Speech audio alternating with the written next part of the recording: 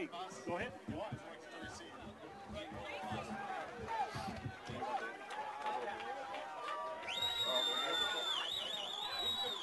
Eaton Reds on the toss, chose to receive.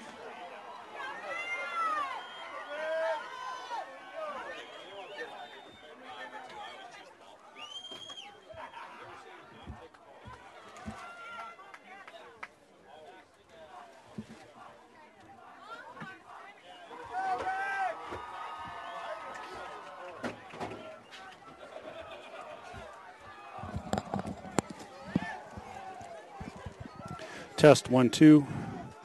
Test 1 2.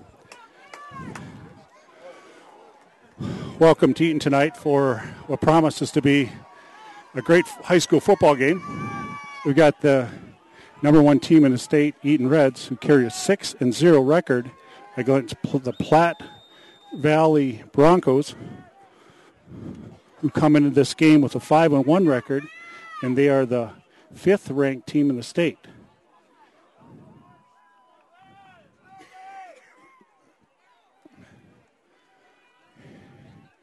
Eaton is going to go. Eaton won the toss. They will receive. Eckler and Abbott are back.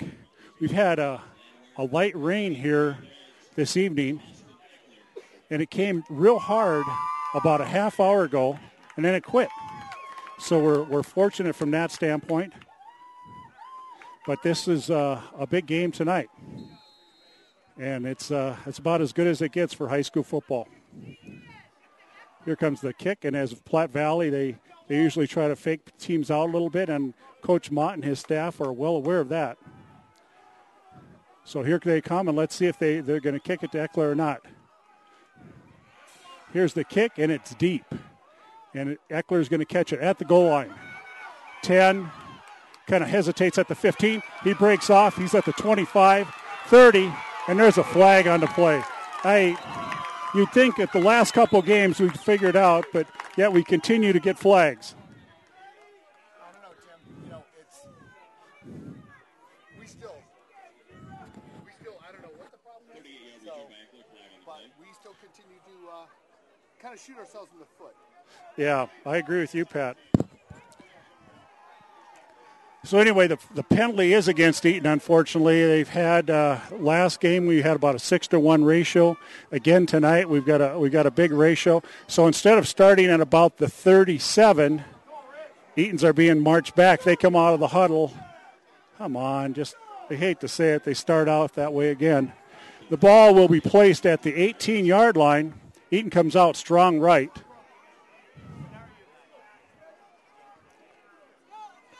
Trent Siggs in front of Eckler. He's the fullback tonight, I guess, at least for a while. The ball is given to Eckler. He's got some room. He's gonna pick up very close to a first down. He's either got a first down or he's real close, and that's gonna bring up that is a first down for the Reds. So what the yardage they gave up, they just got back.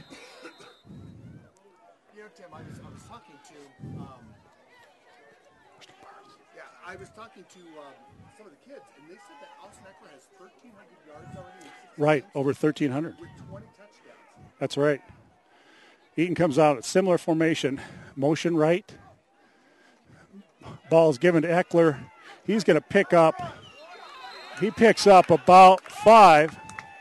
It's going to be about a 2nd and 5 for the Reds. Good situation for the Reds.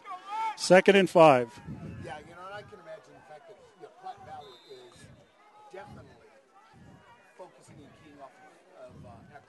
Yeah, there would be no way they wouldn't. Out come the Reds again. They come out strong right. Sig remains the fullback, normally plays tight end. They've got something different going tonight. He goes in motion to the left. He comes back motion to the right. They pitch it, Eckler, on the right.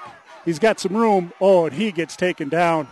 But he breaks through, and he's coming through. Let's see if he can go.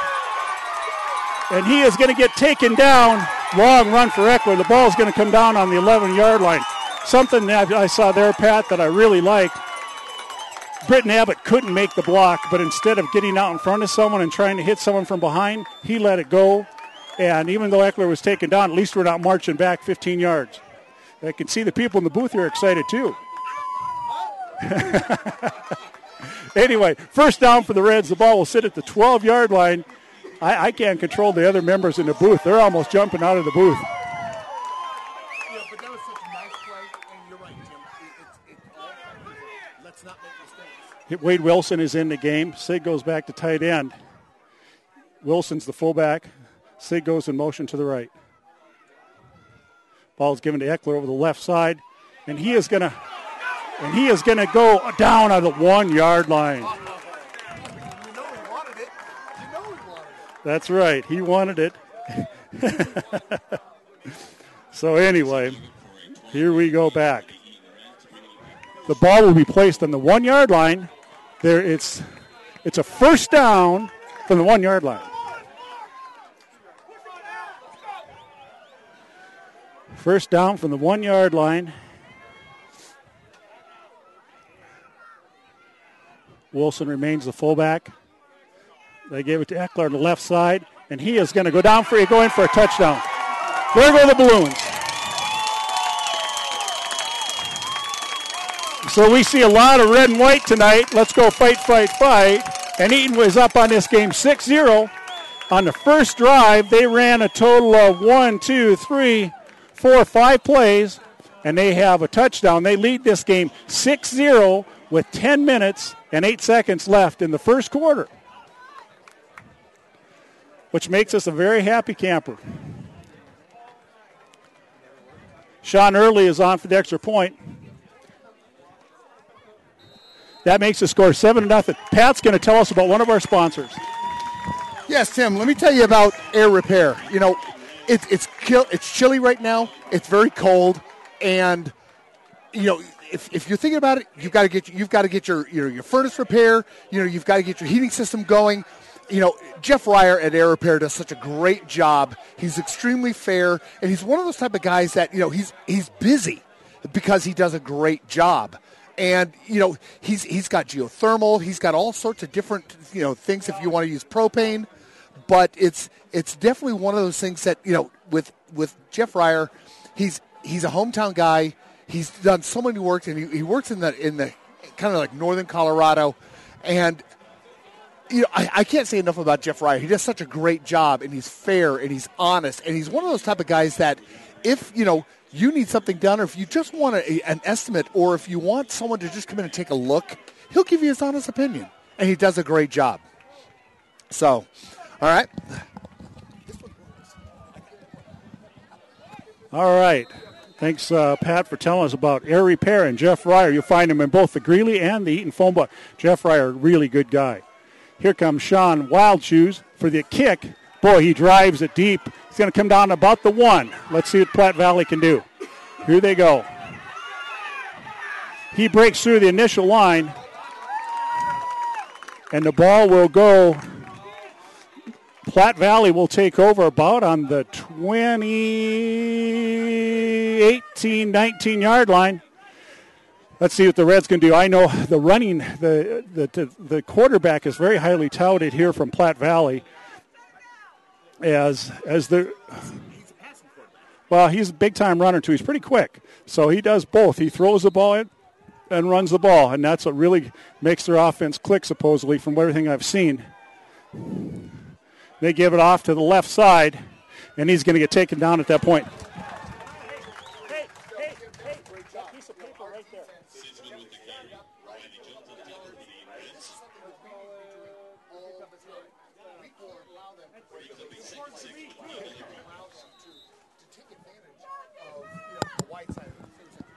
So it's going to bring up a 2nd and 5 for the Reds. Eaton comes out in their 53 defense. Back to throw this time. Back to throw. He throws it off over into flat, and he comes back this way, and he is going to get taken down at that point. Trent Sig helps take him down with a group of people. He cut the ball. He caught it in the left flat, and he came across, and Trent was on the defensive end on this side, came down, wrapped him up, brought him down. It's going to bring they lose yards there. It's about a 3rd and 8. About a 3rd and 8. I like 3rd and 8. I'd rather have 3rd and 9, like the scoreboard says. Okay. All right, here they go. Quarterback comes this side, and he picks it up, and he is going to go down right there. Riley Jones is in on it. Trent Sieg is in on it. Here comes the punting team. The punting team for Platte Valley. Again, the box goes crazy. I can't control these guys up here. They're all over the place. Holding them back. Here we go. So it's going to be a punting situation for the Broncos. 4th and 5. Oh, it's 4th and 6.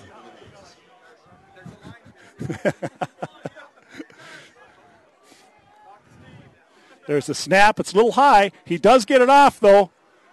Eaton should get out of the way of this one. Eckler lets the ball hit, and boy, it takes a big-time roll. It's just one of those you got to catch.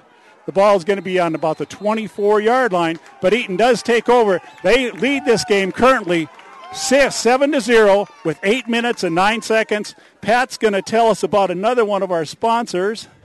Well, let me just tell you about Kennedy Dental. All right. Kennedy Dental is one of those local hometown dentists that does such a great job. He's located in the new shopping area by Benjamin Eaton, he's state of the art.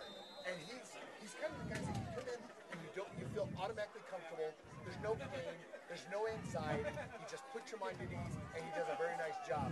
So if you're in the area, you're looking for a dentist, definitely look up Kennedy Dental. With the good Dr. Kennedy Dental.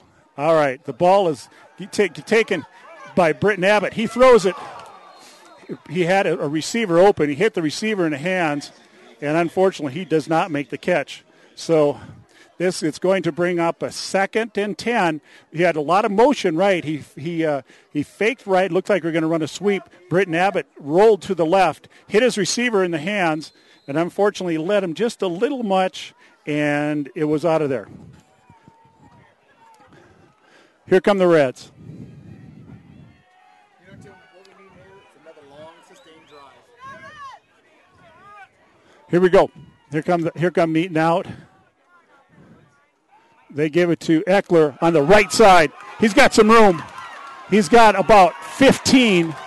Ball's going to come out to the 40-yard line, about where the punt initially had dropped. They come back out in an I formation again. Giving the ball to Austin Eckler, who's worked pretty well over the last couple of years, Pat. He leads 2A football in Eaton in rushing with 1,300 yards, but after the first quarter, after the first 8 minutes, he's well over 1,400, I'm sure. Coming out again in an I formation. They're strong left. Give the ball Eckler on the right side, and he is going to get taken down there, but he fights and falls forward for about a yard, bringing up a 2nd and 9. Tim, that 1,300 yards is strictly rushing yards. But if you look at it, there's no passing yards, there's no all-purpose yards.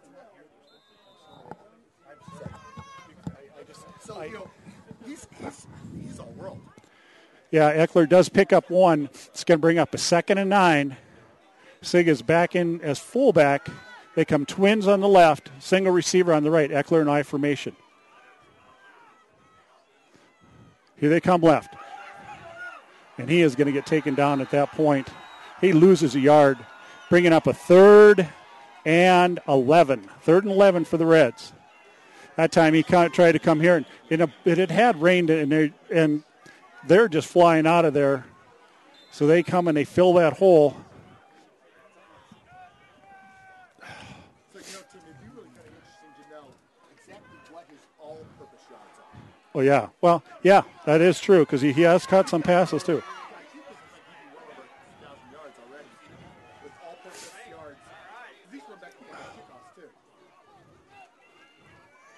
Here goes Abbott, rolling right. He throws it out there. I don't know if it was caught or not. If it was caught, he did. He goes down for the catch. Unfortunately, it's short of a first down, but Eaton does pick up about 8 yards, but it's going to be about a 4th and 3. Eaton is going to have to go ahead and punt. Some big players here are probably the biggest lineman here for the Platte Valley Broncos is number 43, Paul Rios. And Paul he's playing defensive tackle. He was an all-state heavyweight wrestler, where our Dalton Shoup was the 220 all-state wrestler. So we've got 2 all-state wrestlers, and very often playing right across from one another.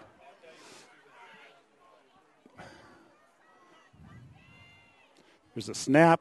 Eckler drops it. He does get it off, though. A nice punt. They calls a fair catch. And the ball's on the ground. The ball's on the ground.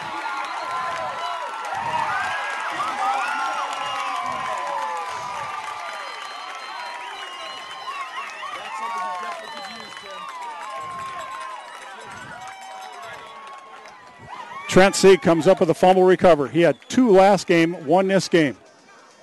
So Eaton recovers the ball with 5 minutes and 31 seconds. Eaton will again take the ball over. Again, it's a slippery night. And, boy, he called the fair catch, and the ball just hit him right in his shirt and went straight down his shirt, and the ball's on the ground. So Eckler lines up. He's got Carter Williams as the fullback this time. We're strong left. They give the ball Eckler left side over his left guard. He's going to pick up about 7, I would think.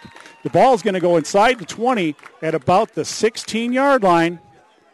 Reds continue to drive. There's 5 minutes and 17 seconds in the first quarter. Eaton leads this game 7-0.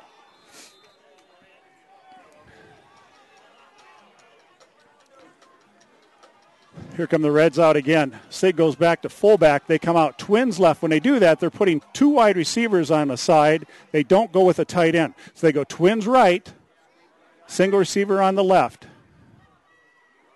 Here goes a single receiver motion to the strong side of the field. They give it to Eckler on the left side. He's got room. He breaks it over the right side. He does have a first down, though. The ball will be on about the 11-yard line.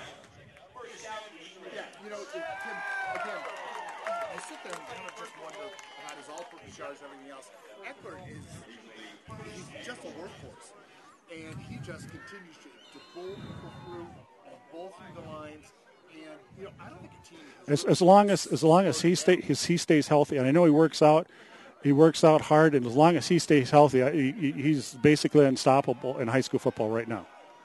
The Reds come out with twins on the right side, and the twins being the tight end. Carter Williams is back in as the fullback. They go with Carter Williams up the middle. He loses a yard.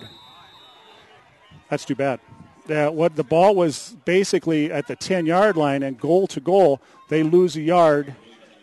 And it's going to bring up a second and about 11. You know, Tim, this looks like a great spot if you think about it for a fake and have Trent Sig come out as a wide receiver and just kind of veer off to the center and throw it high and let that 6'5" frame jump up and go get. Well, I haven't seen him stopped yet when they put the ball up high because there's those defensive backs. I mean, in reality, they're just not as tall as he is. No, there goes the tight end releasing on the left side. I think he is throwing to him, and and it's picked.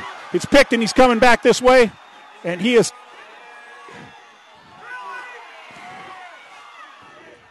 And he is going to get taken down. They're going to call a horse collar, unfortunately. They're going to call a horse collar on Trey Stevens. I don't know. I thought he had the jersey. I didn't think he had the collar. I thought the fact that he had pulled from the shoulder and pulled the jersey back. So, yep. Let me quickly tell you about Carroll Excavating. You know, here's a guy who does absolutely, or very little, I should say, advertising. Yet he's always busy. So if you have water lines, if you need sewer lines, if you need general excavation done, this is the guy who does a great job. He's fair, and that, he's, like I said, he's always busy. And he does a great job. It looks like penalty is, Tim, against Platte Valley, which, okay, we can take that. I'll take that all day long.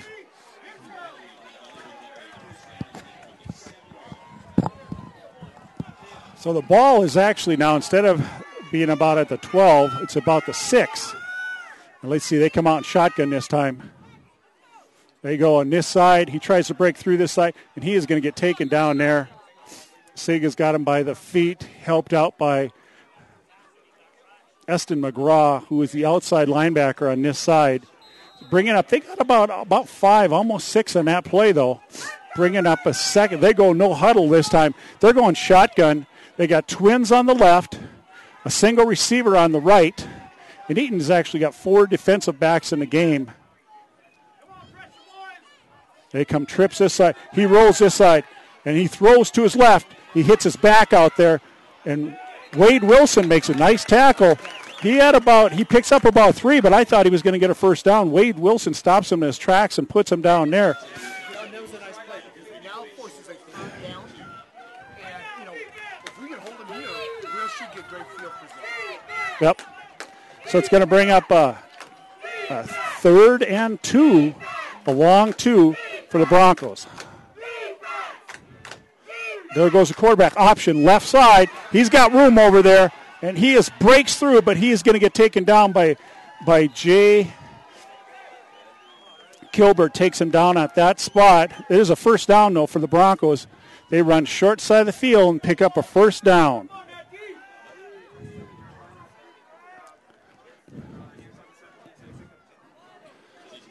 First and 10 for the Broncos. It's too bad Eaton had the ball inside the 10-yard line. Golden opportunity to really take a big lead in this game. Let's see what the Reds do here. They go option. Their lead back, which is their only back, he lines up behind the quarterback. He tries to go over his left guard. He is going to get taken down at that spot. Looks like it might be getting a little bit chippy down there. They're kind of pushing each other. The refs have to hold them back, but it's. This is a big game, Tim. Oh yeah. Both teams are fired. This is the conference championship, and all due respects, unless something very unexpectedly happens, which certainly can with both teams. But right now, these are certainly the 2 teams that have beat all the other teams in the conference. It's going to be a 2nd and 9.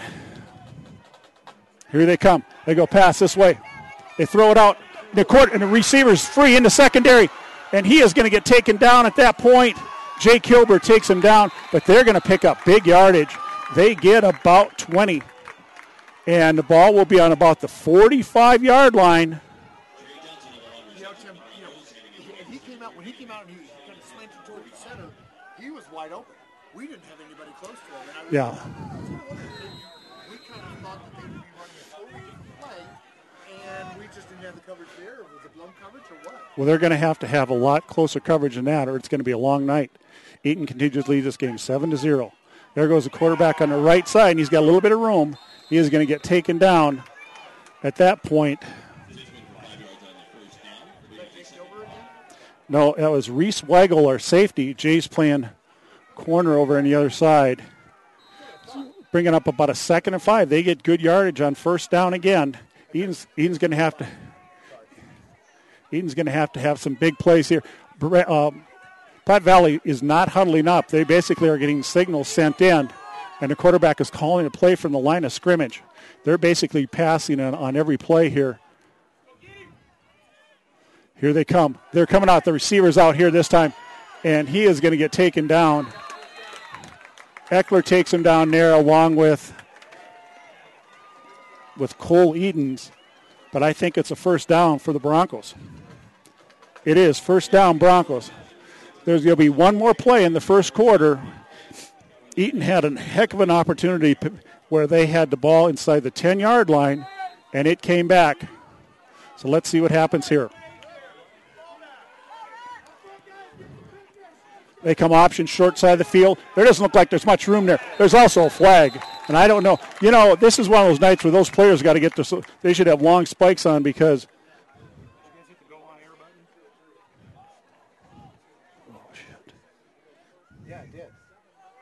I wonder if he got kicked.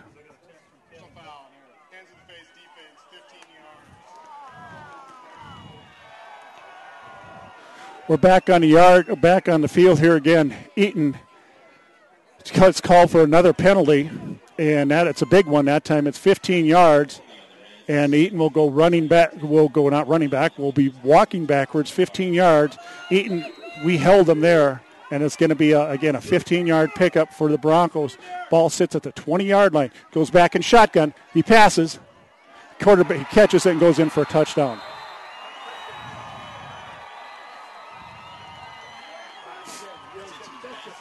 Here we had a golden opportunity to go up by 14 points.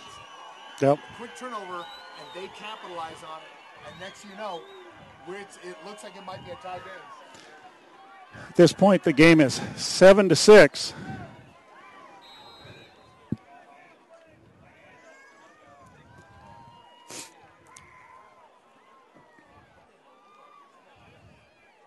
Broncos do something a little bit different that you see once in a while, where they'll have people line up on one side and pretend they're going to do something just to see how the defense reacts. And if they can think they can get a quick 2, they'll go for it. But then they line up for a traditional field goal. Ball's down. The kick is blocked. Kick was blocked. Yeah, Trent Sig blocks the ball.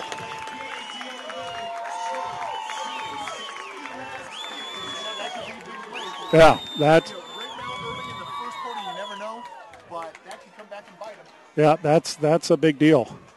So Eaton leads this game 7-6. Pat's going to quickly tell you. I'm going to go ahead and tell you about CrossFit. CrossFit is something new that is taken over across the United States. It is a company that's become huge, and we're so fortunate to have this in Eaton with Kevin and Christina Contreras. This is a thing where, a lot of places you go work out, you throw the weights around a little bit, and a couple weeks later you walk out and you've accomplished nothing. Well, they're going to go in there, set goals, your goals that you want to achieve, work with you, and help you get there. They work with you. You work with a group of people to achieve your goals. My son and my daughter have gone through this. Both have had very good results. They have about half the people that work out there are adults, though. So you'll have both types of people. And here they kick it this time as kind of a line drive. And Eckler gets it at about the 25. He does a juke on it. It's just a slippery field. Those kids have got to have cleats on. If they don't have their long cleats on, and I told them today, get those long cleats on. And, it was dry at that time, but, they don't want to lose a step But, boy, I'll tell you right now, you need long cleats out there because you're going to be slipping and sliding. That's exactly what's occurring. This will be the last play of the first half, or the first quarter, Eaton leads this game 7-6.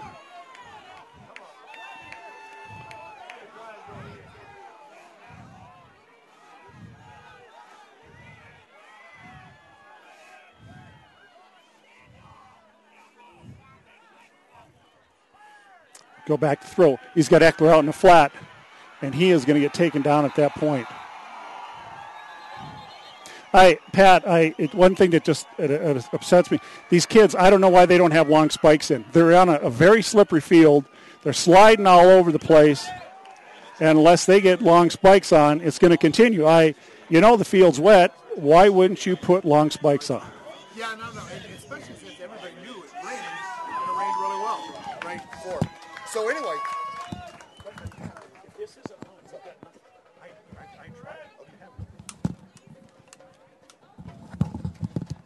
So let me quickly tell you about Eaton Animal Den. Eaton Animal Den is a local vet in the area. There's Dr. Meredith Early, who came to the Eaton Animal Den last year, and she's a great veterinarian. But this is a vet service that they do exotics. They do pocket pets. They do large animals. They do, just the normal dogs, cats, whatever. And, when you walk in, there's pets all over the place, because, and they're very friendly. And the pets don't seem to be stressed. They don't seem to be too bothered. They don't seem to be too upset. And, I bring my dog there. My dog walks in, and, he walks in the building, and he's not timid. He's not afraid. His tail's wagging. They're very friendly. They come up, and they know him by name.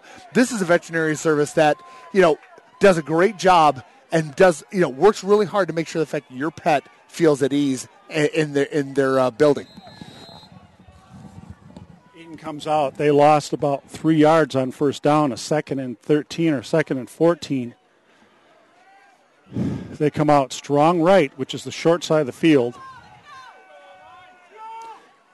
Sig in motion to the left. Ball's given to the left side.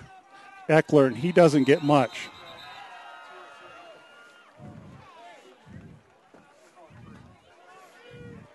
He gets about 2. Still brings up a 3rd and 11 for the Reds. We're going to probably have to create a long play of some type here. Abbott goes to the bench, gets the play. Eaton goes back in the huddle with 11 minutes and 33 seconds in the first quarter. And Platte Valley seems to have all the momentum now. So, we definitely need to make sure that this is a sustained drive. And we can take that momentum back away from them. Well, this is a big play because if we don't get it, we give the ball back to him. Here, back to throw. He throws over the middle to Sig, and he does have a first down.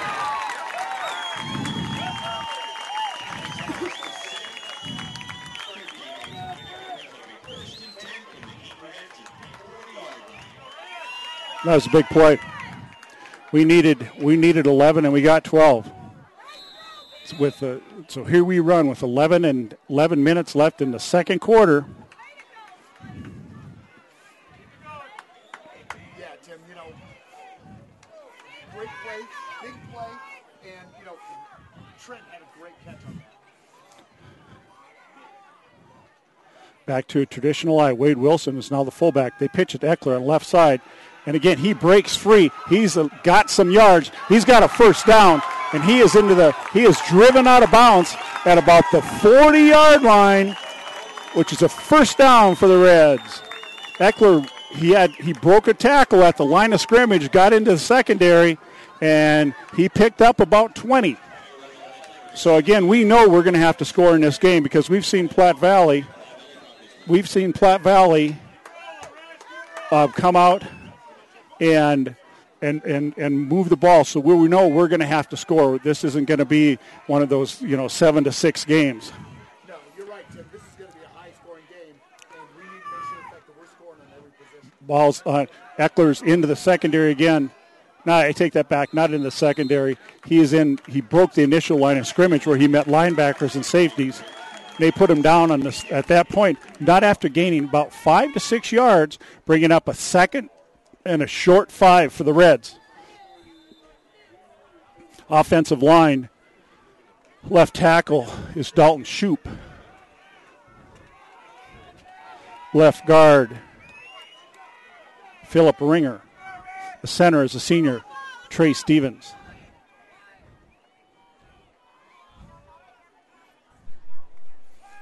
Ball's given to Eckler over the middle. He gets hit.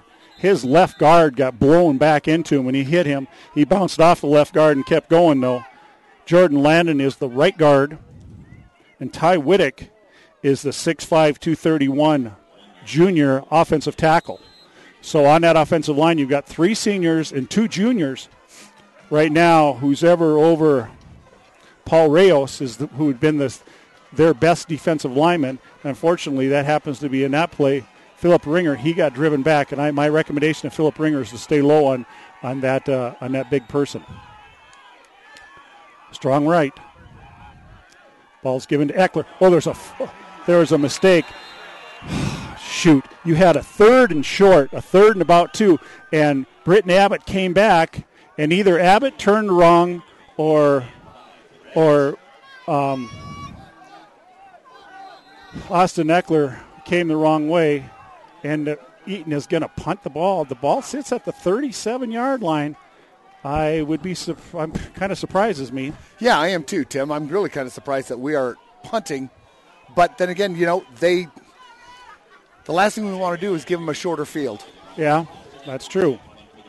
So here we go. Ball sits at the 37-yard line. Kind of surprised. It would have been a long 4th and 6.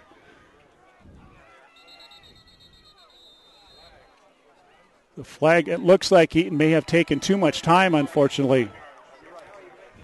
That's not a bad thing because, Eckler can kick the ball, and it just gives us a little more breathing space. Well, in the event if they were going to try to run for it, though, that takes all the potential out of that. That's a stereo. So, yeah, you should leave that on. That's the stereo. Here's the high punt, but it's pretty short. The ball is going to get taken down at about the 15-yard line. So they are going to take over at this point. Let's plug this in. So Eaton is going to, Platte Valley will take over on their own 15-yard line. I want to tell you real quick about Caldwell Banker and Marge Garrettson. Marge Garrettson is I can just give you some personal experience. She sold the house I was in at one time, and she went ahead and helped me buy another house. Boy, she knows how to stage a house. If you need help in the Eaton area, think about Marge Garrettson, a lady with a lot of experience. Here comes Platte Valley out to the right, and they're going to get taken out of bounds at about the 22-yard line. Nice pickup, though, for Platte Valley. They came out with a lot of numbers on the left side, ran a good play. And I think it is, if it's not a first down, it's going to be awful close. They're going to be short about a yard. So Platte Valley does get a first down.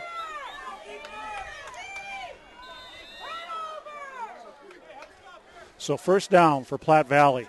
Ball sits at about the 24-yard line. Here they come this side. They throw out here. Boy, as Platte Valley knows how to throw the ball. They're doing a good job. That's been Eaton's Achilles heel all year, was teams that are able to throw the ball. They haven't had a lot of success. They hope that the team initially hurts themselves, because right now they're not.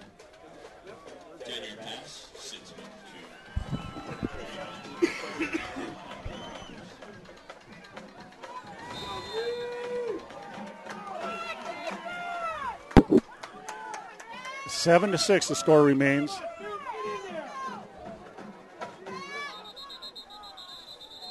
There is one of the two teams, it looks like it's going to go against Platte Valley. Actually, it's going to go against Eaton, lining up either in either neutral zone or... I don't know. I don't like that call at all, Tim. Yeah, Pat, I didn't see anything. I didn't see anyone move, certainly, unless they lined up in the neutral zone. I'm not quite sure what happened.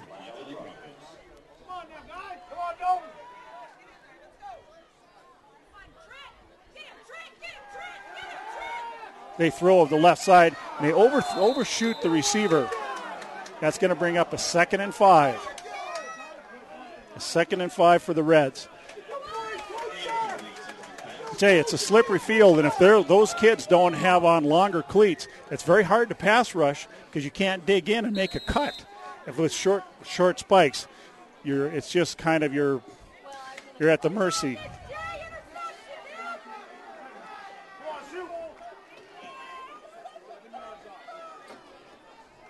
Here they go, back to pass, and they throw it out and over there in the screen. Eston McGraw hits him, but he picks up about 10, which is a first down for Platte Valley. The ball will be placed at about the 48-yard line with 7 minutes and 15 seconds in the first quarter. Platte Valley doesn't use a huddle again.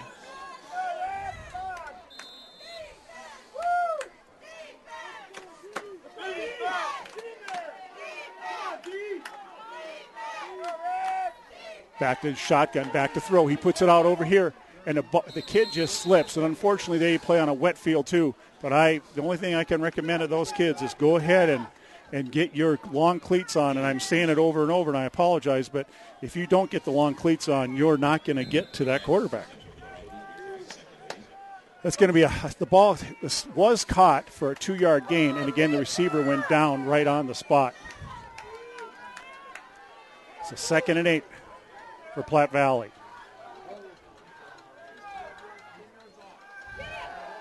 They run up it's a delayed draw by the quarterback, and he went up over the right guard, right tackle.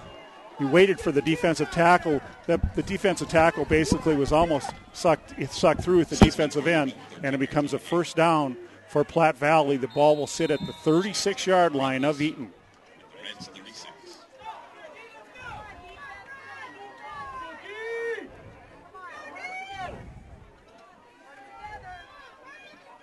Quarterback back to pass. He throws on the left side. He's wide open over there, and he slips down. We need a lot more tighter coverage than that. The cornerback is giving him about 5 yards, and it's just too much room. You've got a quarterback who can throw the ball. You've got a wide receiver who can catch the ball, and if you're not on the receiver, it's going to be a catch, and it was a catch for about a 10-yard. Here we go. They come out. Twins on the left side again. Here goes the quarterback in a delayed draw again. Dalton Shoup is going to take him down right there for about a 2-yard loss. They came left side, and Dalton Shoup said no way, and he was there and wrapped him up and put him down. Took him down like a 220 All-State wrestler would. It's going to bring up a long 2nd and 11 for the Broncos. Boy, if Eaton's going to have to make a stop here, the Broncos continue to move the ball on Eaton. They're back to throw. They throw left side, and he throws left over the middle. That receiver drops the ball.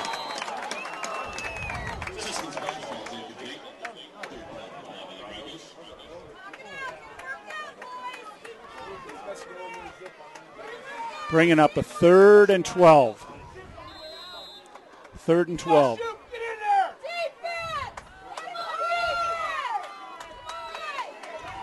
Big play right here. 3rd and 12. Back to throw. He throws the left side. The ball's caught, but the receiver went down with the slippery ground again. And it's going to bring up 4th, but they are certainly in 4th down territory here. Unless they try to, maybe it looks like they're bringing their field goal kicker on. The ball will sit at the 19 or 18-yard line. 28, about a 33-yard field goal here, Pat.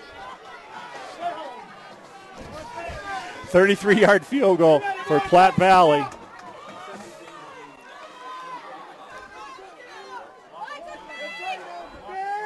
So here's the snap. It's down, and it's up, and it is good. Platte Valley leads this game 9-6. I'm going to tell you, or actually Pat's going to take a second here and tell you about Garrettson's on West 10th. You know, Todd and Sherry Garrettson, they have a great store where they sell all sorts of products, you know, related to sports. They hockey, they do archery, they do hunting, they do guns, they do, you know, baseball, and of course the normal sports like golf and tennis and baseball and football and all those, and soccer. But they also do a lot with winter coming on. They have a great ski and snowboard area, and they supply all the clothes that go along with it. But you know, the thing is, the nice part about it is they're exceptionally well priced for, you know, and they've got the one store. But the thing is, they either buy in bulk or whatever, but they pass on those savings on to you, and they do such a great job with, you know, for the Northern Colorado area. It's kind of an onside kick, and it is going to go out of bounds, which is going to be to Eaton's advantage. Ball went out of bounds on the 33-yard line. Real quick about Garrettson's and Todd and Sherry Garrettson. They are the number one supplier of team gear in Northern Colorado. What they do, they work with teams and helping teams put their football jerseys, their basketball jerseys, their hockey jerseys, their baseball gear, soccer gear. If you do a team sport and you want to go and talk to the Garrettsons. They will take care of you. There isn't a close second. Todd Garrettson's number one in Northern Colorado, and there is no second. Here comes Eaton out, an important drive. They're behind this game for the first time. The ball will sit at the 35-yard line. They go Wildcat, and the ball is on the ground. Ball is on the ground, and Platte Valley's recovered. They went Wildcat. The ball was snapped to Eckler. He gave it to Foose, and I don't know, somewhere between the exchange between Foose and Eckler, the ball ended up on the ground. A big play for Platte Valley. They will take over on about the 30-yard line of Eaton. So Eaton has gotten one big fumble recovered. Now Platte Valley has gotten one, and let's see what happens here. Boy, it's they marched last time, and this time they got a short field. The ball will sit at the 39-yard line.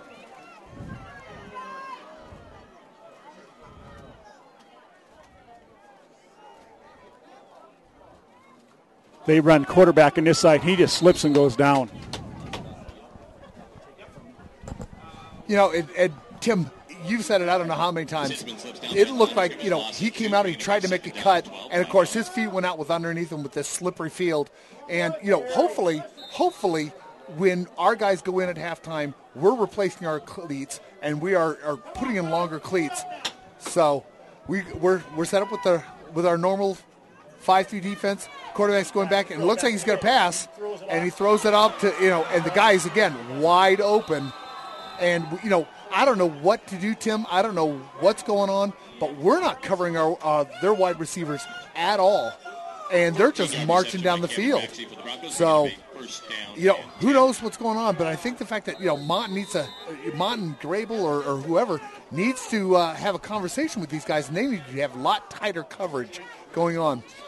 All right, looks like it's a 1st and 10. Ball's about the 22-yard line. The guy looks like he's going for a pass, and there's nobody open, so he's going to run it. And, again, we've got looks like Wade Wilson's involved, Austin Eckler's involved in that tackle, but it looks like it's a pickup of about 5 or 6 on the play. And, they right now have all the momentum, and they're just marching it down the field on us. But, this is, again, we've got to hold them here. We've got to hold them to a field goal. Let's see if we can keep it within a one-possession game. With 3 minutes, 10 seconds left in the second quarter, this is where our defense has got to stiffen up. Okay, quarterback's back to pass. And again, and he's in for a touchdown. So, score right now is 15-7. 3 minutes left in the second quarter. But I don't know. We're playing way too far off these guys, and we're allowing them to go up 5-6 yards, cut through the middle, and there's nobody there to guard these guys and to if nothing else, cause the quarterback to look for a second or a third read to see if there's somebody open, which allows then our defense a chance to get to him and possibly, either sack him or at least rush him so that he throws a bad pass.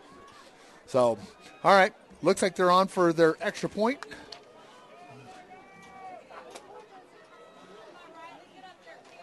Come on, guys, get there. And it's good. All right, score now is 16-7, favor of Platte Valley. 3 minutes left to go before halftime. Platte Valley 16, your Eaton Pine Reds 7. I want to tell you real quick about Heritage Market.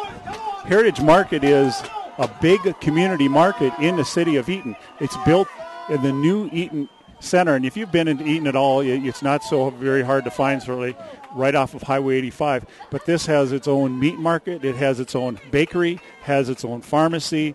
The prices are very competitive to any big store. So if you're currently shopping in northern Colorado, in the Eaton, Gailton, Alt, Pierce, Nunn, feel free to stop and visit with the friendly people at Heritage Market. They support Eaton athletics at, not only the football team, but they'll support all of you'll see their banners throughout school.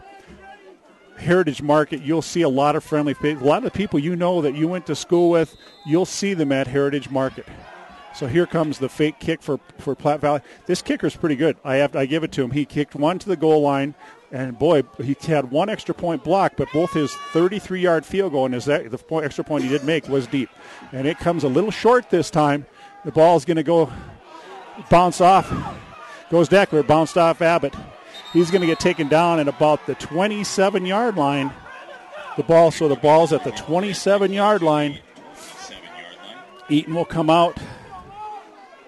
And it's time for this offense to start getting going because they're more than one score down at this time with the score 16-7, 2 minutes and 56 seconds in the second quarter.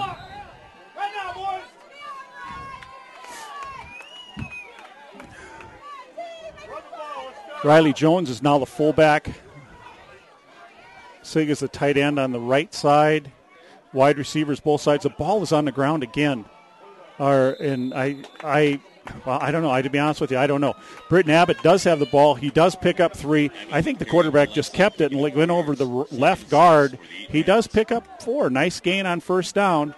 2 minutes and 40 seconds. Reds are going to have to pick it up a little bit if they're going to get into a scoring area in this second quarter, though. Going back and huddling up for 15 seconds isn't to their advantage. They're going to have to pick it up.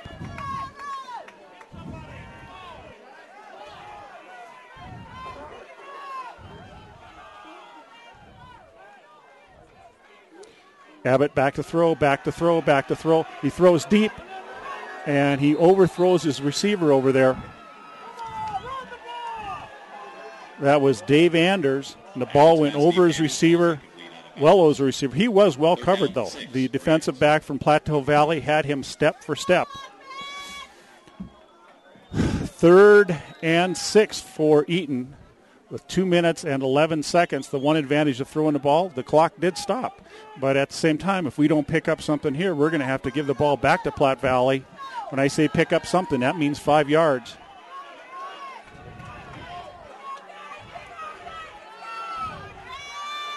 Traditional eye. Here goes Eaton.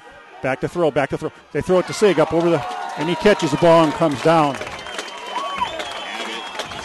Trent went way up for that one. Took his legs out, but he holds on to the ball. So it's a first down for the Reds, and we needed that one because we were going to punt the ball away and give it back to Platte Valley. And up to this point, they've thrown the ball better than Eaton has. The clock goes under 2 minutes. The ball sits at the 40-yard line.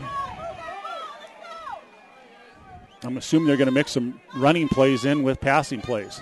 They give it to Eckler on the left. He breaks back across the middle, and he's going, and he's going to get picked. He's going to pick up about 9. The ball's going to be at the 49-yard line of Eaton, and Eaton again. We've got to pick it up a little bit. We should be calling 2 plays in the huddle. We don't have a lot of time for the quarterback to run over and get his play. 1 minute and 20 seconds. 2 minutes and 40 seconds is not long enough. We finally call a timeout, which should have been called maybe about 20 seconds ago, but it did not. So anyway, 1 minute and 18 seconds left. We talked about Heritage Market, and again, Pat and I both shop there all the time. We recommend that you do, and we are going to tell you about the McGraws and Greeley Semi-Service. Greeley Semi-Service is located between Eaton and Greeley. They do a good job with their washout. Feel free to call Greeley Semi-Service to get your trailer washed out. All I can say, they do a good job, but more importantly, they do a great job in sponsoring Eaton Athletics. That's Jared McGraw in Greeley Semi-Service. If you have an opportunity, be sure you visit them. Good people again with Greeley Semi-Service. As long as we've got a little bit of time here, I'm going to tell you real quickly about Scott and Robin Mosier, but I'm going to wait until after this play when we have a timeout. Again, the score is 16-7 with 1 minute and 18 seconds in the second quarter. Abbott up under center. Back to throw. He sets up, he throws deep. Eckler's down there. He catches the ball, and he's free, and he's free. He's going to go for a touchdown. Touchdown for Eaton Reds. Britton Abbott put it up over the middle about 20 yards. Austin Eckler went up and caught it. He did a twist where he spun around, and he ran to the end zone, and it's for 6 points. Eaton scores. Eaton is currently, Platte Valley leads this game 16-13. Here comes Eaton on for the extra point. With 1 minute and 8 seconds, Eaton shows their big playability. Britton Abbott throws it to Austin Eckler for 6 points. Sean Wildshoes early is good snap. The ball is up. The kick is good. This game is 16-14. I'm going to take just a second, and I'm going to tell you about Mosier Funeral Service and Scott and Robin Mosier. Maybe more little Robin than Scott tonight. Anyway, we had Scott up in our booth a couple weeks ago, and Scott told me something I never gave a whole lot of thought about, but he says, don't wait until a tragedy occurs in your family and then think about, take the final situations that you have to take care of. You talk to people before that, plan it out while you're in a good state of mind and you're thinking clearly. And because that's when people get it, they don't think clearly. They make decisions they wish they hadn't. And, again, this is a loved one of yours. You don't want this to occur. So you want to make sure that you're thinking clearly. But, again, Scott Mosier and Mosier Funeral Service, along with his wife Robin, they cover the Greeley, Eaton, Gailton, Alt, Pierce, good people, real good people. Here's a high kick. Kickoff's going to come down about the 5-yard. Ball's on the ground. He picks it up, though. He goes right. He's got some room, but he is taken down on the 22-yard line with 1 minute left in this first half. Platte Valley leads this game 16-14. Tim, it's critical that, we definitely hold them for this last minute. Let's not allow them to get any kind of cheap little points that kind of just completely shoot the momentum that we've gained back right in the foot. We need to hold off. We need to make sure the fact that everything's okay for this minute, and then let's go into halftime, regroup, and see what we can do to come out in the second half. Platte Valley has got a holding penalty or a clipping penalty on that kick. So the ball is marched back 10, and I'm seeing both Eckler and Abbott as they go more defensive backs, and let's see what happens here. 1st and 10. Ball sits at the 11-yard. They choose to run it, and there's going nowhere. He's going to get taken down at that point. All right, good play. Again, Trey Stevens gets up off the bottom of that pile where he takes the quarterback down, and they come back. Again, they don't go huddle, so they are going to try to move the ball. 42 seconds in the first quarter. The ball sits at the 45-yard line. Quarterback back to throw. It's kind of a high snap, and he does get it, and he throws it, and it's intercepted. It's picked. Cole Edens, the ball is going to go down at the 28-yard line, and there's 22 seconds left in the first quarter. 26 seconds left in the first quarter. The ball will sit at the 26-yard line, and here comes Eaton out again. Big play there, and Pat, I had a feeling that something, I don't know why, but I just had a feeling they're going to get back there. And anyway, that gives Eaton 26 seconds to try to put some points on the board. So let's see what they come out and do. I'm assuming they'll throw the ball. Wade Wilson is the only back. Eckler is out on the left side.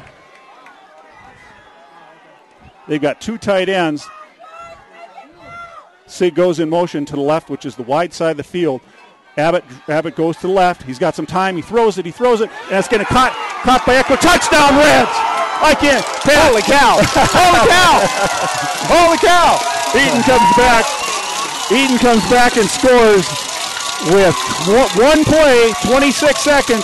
Abbott rolled left. He had time, and he threw a strike to Austin Eckler for 6 points. Eaton is back up on this game, 20-16. And they've got wild, and this is one of those situations, Pat, where you wonder if they would do a lot better, maybe going for 2 here, because they've got a 4-point lead. If they score, it'll be 5, and it's kind of right, that real critical right in between. Snap is good. The kick is up. The kick is good. With 20 seconds in the first half, Eaton leads this game 21-16. Big play for the Reds there. Both teams have had some big plays.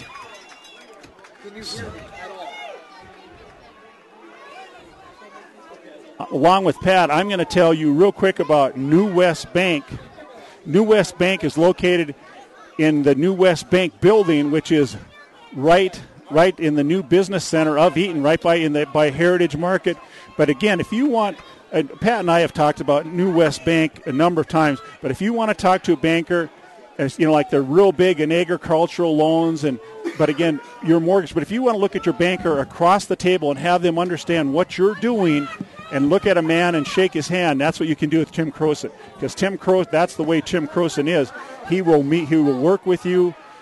Good guy. You walk in there, friendly people. It's not like walking one of these corporate banks where no one knows your name, and people come and go. People have been there for a long time. Good people at New West Bank. Kind of a line drive kick this time.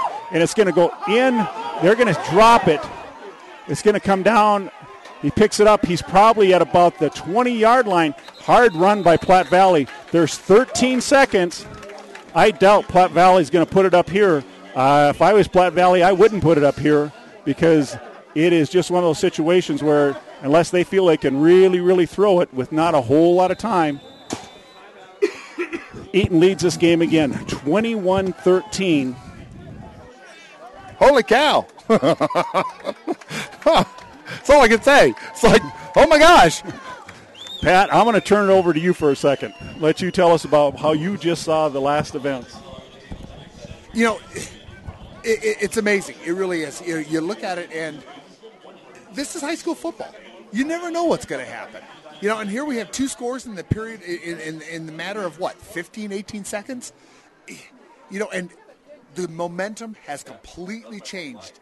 You could hear the people in the stands instead of going, come on guys, you got to work harder or whatever. All of a sudden everything's great and we're doing really well. So it's high school football and you never know what's going to happen and you're never I guess you can say you're hardly ever out of a game, but it's a great feeling. These kids are doing really. They're psyched up again, and they're ready to go, and they're ready to put the hurts to the Platte Valley team. And whereas before they were on their heels, they were kind of reeling a little bit.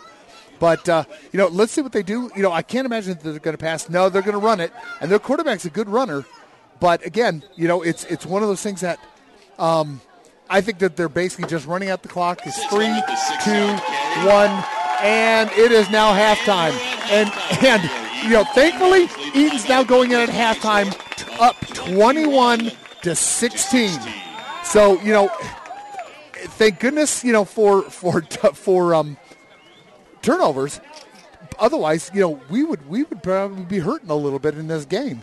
But again, high school football is that way. It's up and down. It's back and forth. You never exactly know how things are going to react. So, with that in mind, we're going to go ahead and we're going to turn it over, and we're going to let the band take over at this point. And, we also have, a great band, and they're going to put on a great halftime performance. But, I don't, When those couple of plays, all I could say was, holy cow. I couldn't believe what was going on. Holy cow. And again, we have now regained the momentum. It's a totally new game, and let's see how we turn out. Let me quickly tell you about Richter Orthodontics, though, before we kind of sign off for the half. Richter Orthodontics is located in Greeley, over by the fire library and the baseball fields. This is a company. This is a orthodontist that has state-of-the-art equipment, and they do such a great job. They have the Damon bracket system. They have Invisalign. But here's a gentleman that knows. I mean, he's been in the business for a while. He knows what to do. He's seen probably almost everything that they could probably see. But you know how kids are, and you know how adults are. The fact that if they don't have a great smile, if they don't feel uncomfortable, if they put their hands in front of their mouth, they don't smile as much, and you can see they're just not as happy. And here's a gentleman that puts smiles back into people.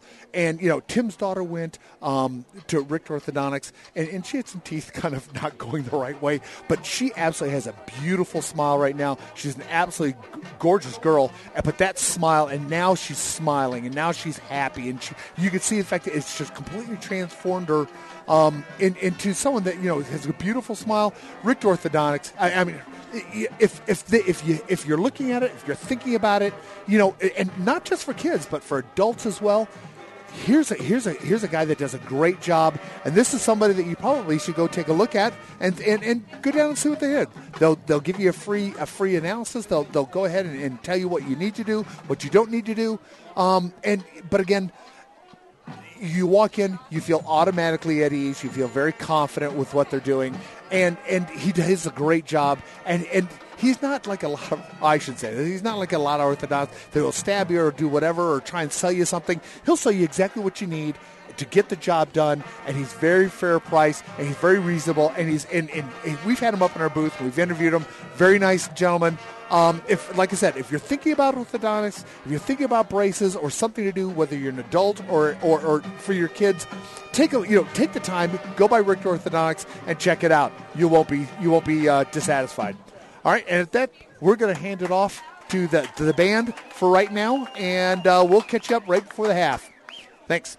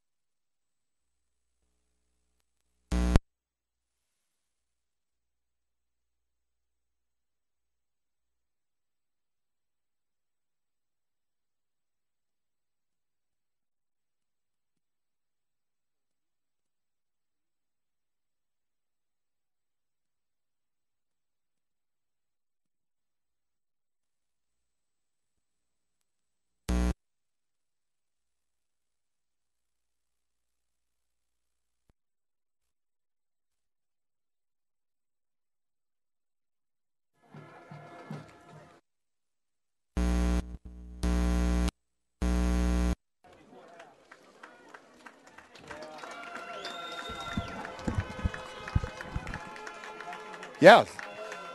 Looks like we're both working now. Well, thank goodness for small favors. Eaton leads this game 21-16, and Pat and I are both on the air. I don't know if that's a good thing, Tim. I think it's a real good thing. So anyway, you're watching a performance of the Eaton High School Band, and Hannah Mosier is directing. She's a brave soul out there tonight with the short sleeves on. Her mom sits to me next to her tonight with, she's got muck-mucks on, and she's got a heavy-duty coat on, and it looks like she may have some flannel underneath that with a long-sleeve sweater. But yet her daughter goes in a short-sleeve shirt. I don't know. Well, Tim, I don't know. I think it's a well-known fact that I don't think that cold gene kicks in until you become a very knowledgeable adult. Maybe until you graduate from college and all of a sudden you have that much knowledge. The knowledge hits you when you're 22 that you're actually cold. Because up until that point, I've seen kids not pretend they weren't cold, so I'm not quite sure. So anyway, the Eaton band is doing a good job out there tonight, Pat. I'm happy to see it.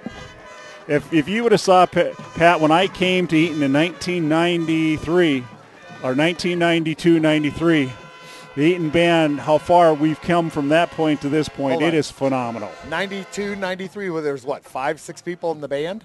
That's the point. There were 5 or 6 people. And for them to come out and have this band right now, we're very thankful. The neat thing about it, though, the participation of a lot of students, and that's a sign of a good school when you have participation. I heard one time that Eaton's participation with their student body is over 90%, and that is phenomenal because that tells you they're doing things right. The teachers are doing things right. The administration is doing things right. But more importantly, I think the parents are involved in this community, and they're getting the kids involved at an early age in things like band and all different types of sports. But it's a proven fact that students that are involved in schools are better students, and their chances of graduating are far, far higher.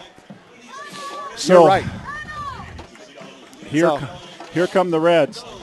We're going to talk about the second half a little bit, but first of all, Pat, I'm going to tell you about a good friend of mine, and that is Dr. Kennedy. He lives across the street from me, and Dr. Kennedy, I had my teeth cleaned just this Monday, and it felt so good. I almost feel like going back to Monday again. It's just, it goes You're in there. You're a glutton for punishment, Tim. Well, it's a good feeling to get your teeth cleaned, though. Oh, it is. I agree. I mean, I look forward to it because it is just such it just feels good. You go, and have your teeth cleaned, and it's a thing to do though because maintenance is. And Dr. Kennedy said this: you want to floss and brush the ones you want to keep. Yep.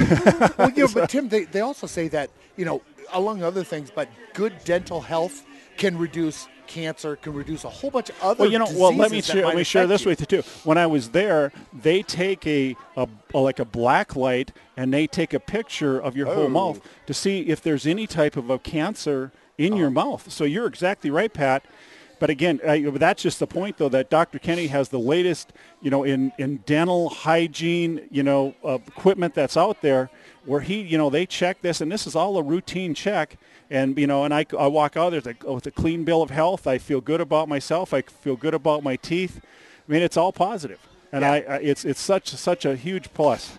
And you're right. And and he does a nice job. And I've talked to a bunch of people that go there, and I'm going to start going there as well because I'm tired of driving wherever to go to my dentist. He's right there. So yeah, and I agree, Tim. But it's one of those things that, gosh, you go there, you get your teeth cleaned, you feel better. It's when you have good oral hygiene and you have you take care of your teeth and you take care of your mouth, you just feel better about things. And it's really a nice feeling. And I agree with you, Tim. I just lost Tim. Tim's going to go down and be part of the tunnel that the kids run through. So at this point, with 6 minutes before the second half starts, I'm going to go ahead and give a short break, and we'll join back with you in a couple of minutes. Thanks.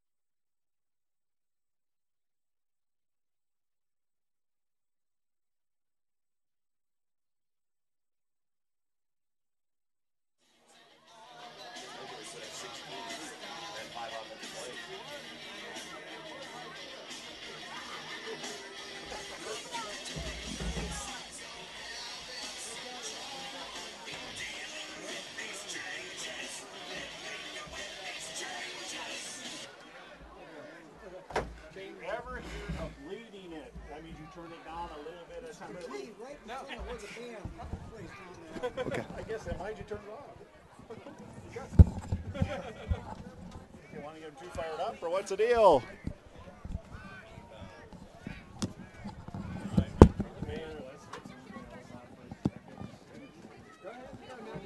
There's been a key turned into the press box. Looks like a nice automobile. We might have to keep it. Well, it looks like we are now back. There's about probably about 3 or 4 minutes before the start of the third quarter. And looking at this game, holy cow! I mean, we came out the very first very first drive. We drove down, made it 7-0, and then we could not do anything right for almost the whole second half until the last 3 minutes of the game or the first half. And all of a sudden, we drove down. We got a turnover. We drove down. We scored, and then all of a sudden the momentum shifted, and you could just see it happening. We regained another turnover, and boom, immediately 1 play later, we've scored again. The score right now is 21-16. And again, we're still at the halftime. But totally different feel for this game than it's been in any other game.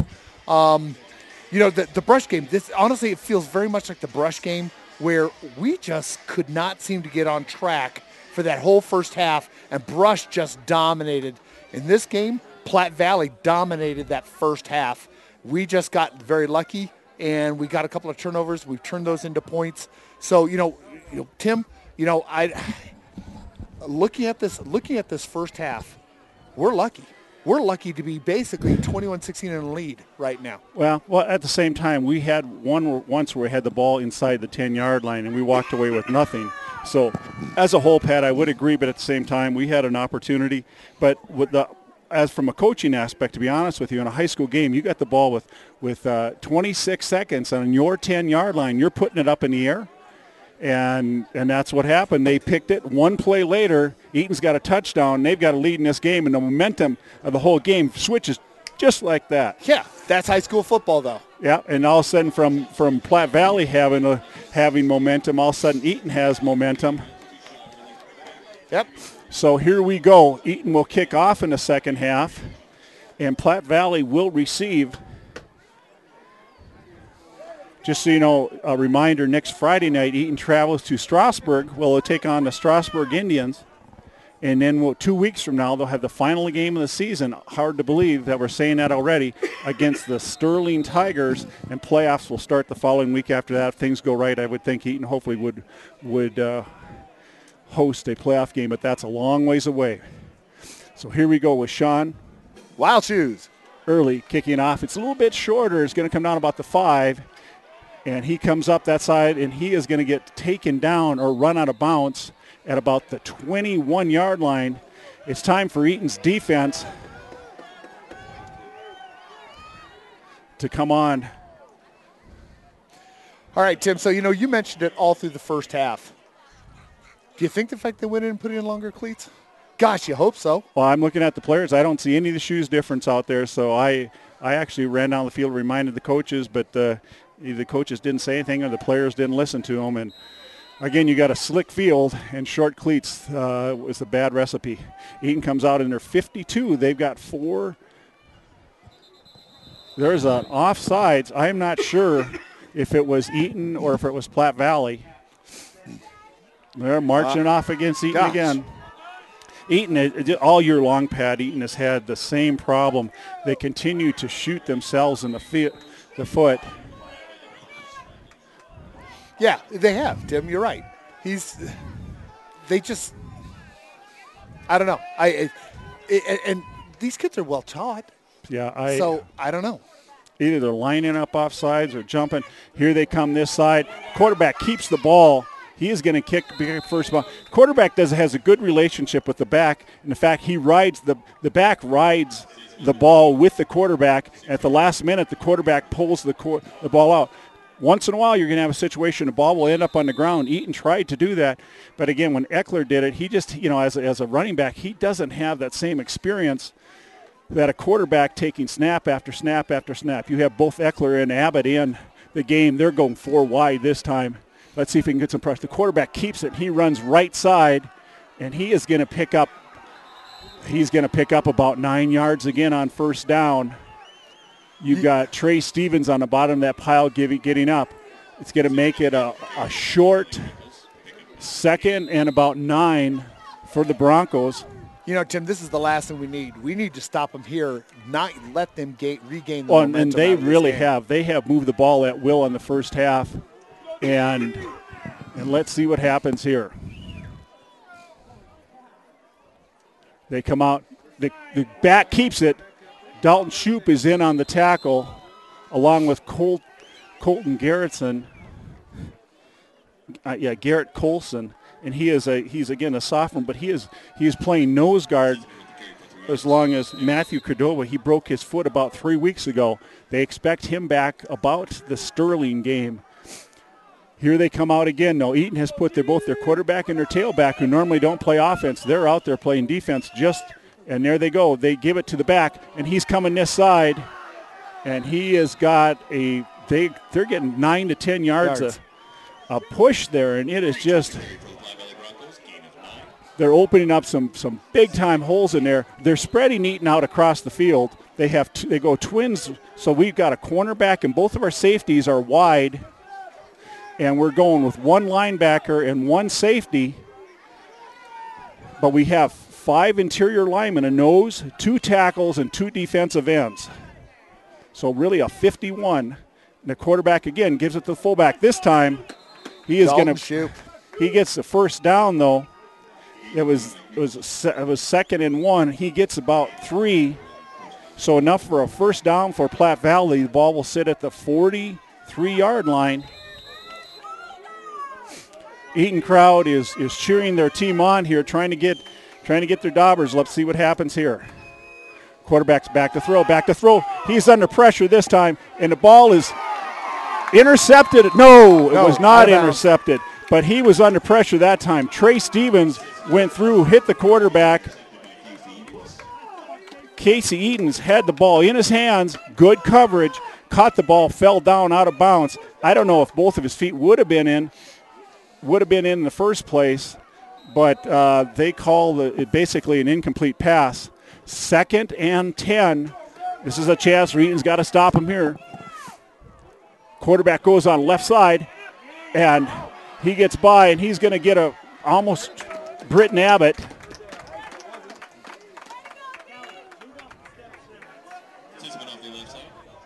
He's going to pick up about 5. 3rd and 5 for the Broncos. You know, Tim, I would think, though, that with the way the score is, this is 4-down territory. Oh, it is. At least for the Broncos. I doubt the way they're running the ball, I don't know why you wouldn't go for it. All right, here come the Broncos again with a 3rd and a short 5. The quarterback keeps it. He takes it again. He is going to get taken down, though. Whoosh. It looks like he got about 4 out of the 5.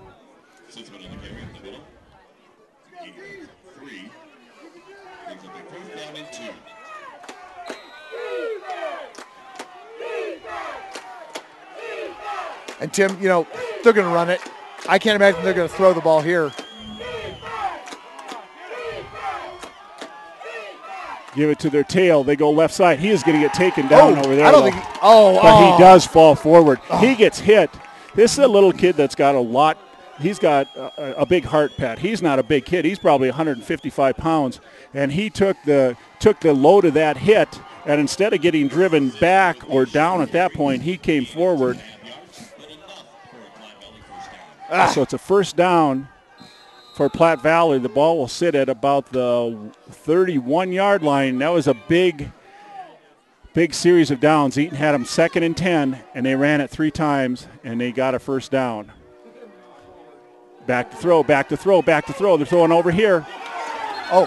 Britton Abbott one-hops it, unfortunately. And again, here's where he couldn't keep his cleats. Keep his feet. And this is where, to be honest with you, if I was the coaching, they're the ones who's got to be out talking to those kids before the game. Yeah. Be sure you come with long cleats on, because if you don't, you're going to slip and slide. Britton Abbott has a great chance to catch a ball and go a pick 6 the other way. Instead, he slips and the ball bounces. So 2nd and 10, though. We don't get the interception, but we do. They got trips on the right side, a single receiver on the left. He's back to throw, and the ball goes over the receiver's head. Eaton has come out, at least on that, the last two play, and they've had a lot better coverage, Pat, than what they'd had earlier. They needed it. Yeah. I mean, I and I hate saying anything bad. These kids are busting their backsides, and they're working really hard. But for some reason, we're missing the coverage. Well, we haven't the last two series, the last two plays at least. But prior to that, we have let receivers run in our secondary. So it's 21-16. Quarterback back in shotgun again. Kind of a high snap, and he tries to throw a screen. Oh, Garrett Colson catches the ball. He knocks it down, almost catches it, throws it back in the quarterback's hands. And, Pat, that was quite a play by Garrett Colson. They try to throw a screen, so Garrett was let go, but he jumps up, knocks the ball down, but he throws it back into the quarterback's hand who catches it. And then at the same time, he tackles the quarterback. 4th and 10 right here. And it's they're sitting at the 31-yard line. Right, they are going for it. We've got to 4th step and 10 up here. 4th and 10, big play. Again, they throw. And it is. I'm kind of surprised by that series of plays, though, Tim. They have been running it all the way down, and then they go for four they'd had a lot of success in the first half throwing the ball. Yeah. And so I don't know. I'm not disagreeing with you, but at the same time, with the important thing, Eaton does hold. They're going to take the ball over on their 33-yard line for the first possession of the second half for the Reds. They're going with one back, and that is Wade Wilson. Eckler is out here on the side. Siggs on the right. He is in motion to the left. Back to throw, back to throw, back to throw. He throws deep. And the ball is caught by Eckler.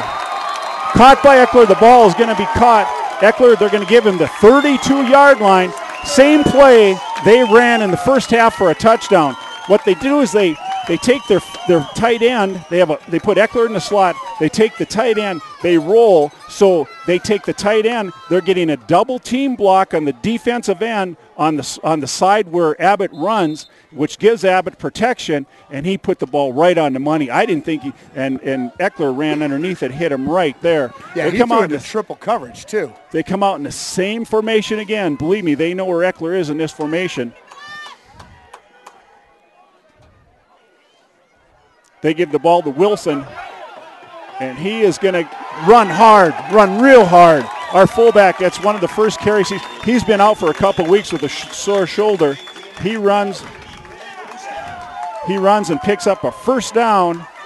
Nice hard run for Wade Wilson. Eaton goes ahead and puts another tight end in, and they take a wide receiver out. The ball will sit at the 16-yard line of Platte Valley.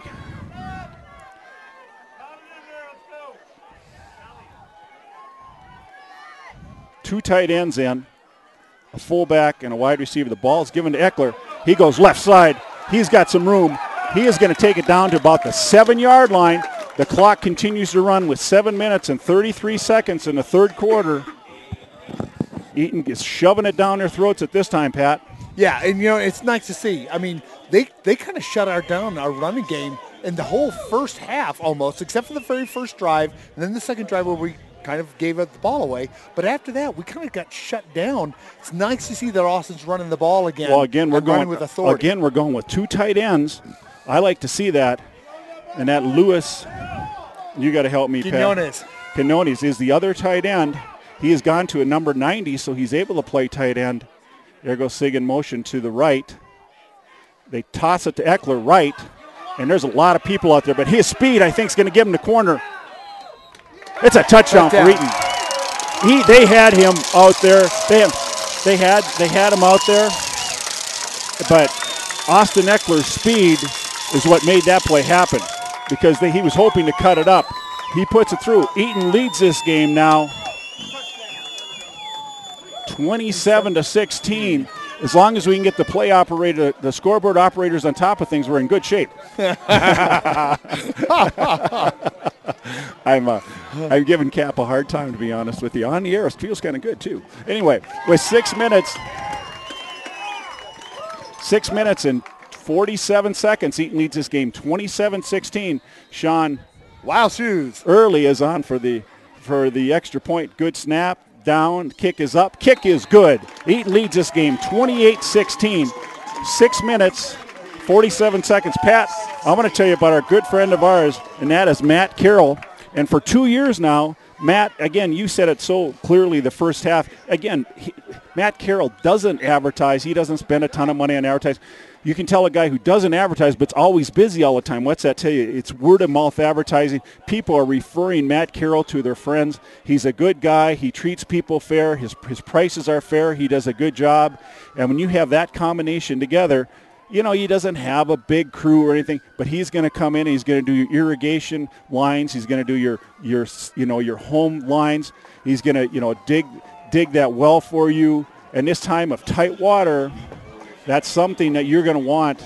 You're going to want someone that you can trust, and that's Matt Carroll. Matt also works with the wrestling people. Yeah, Pat, and just a good guy, Matt Carroll, and you find him in the Eaton phone book.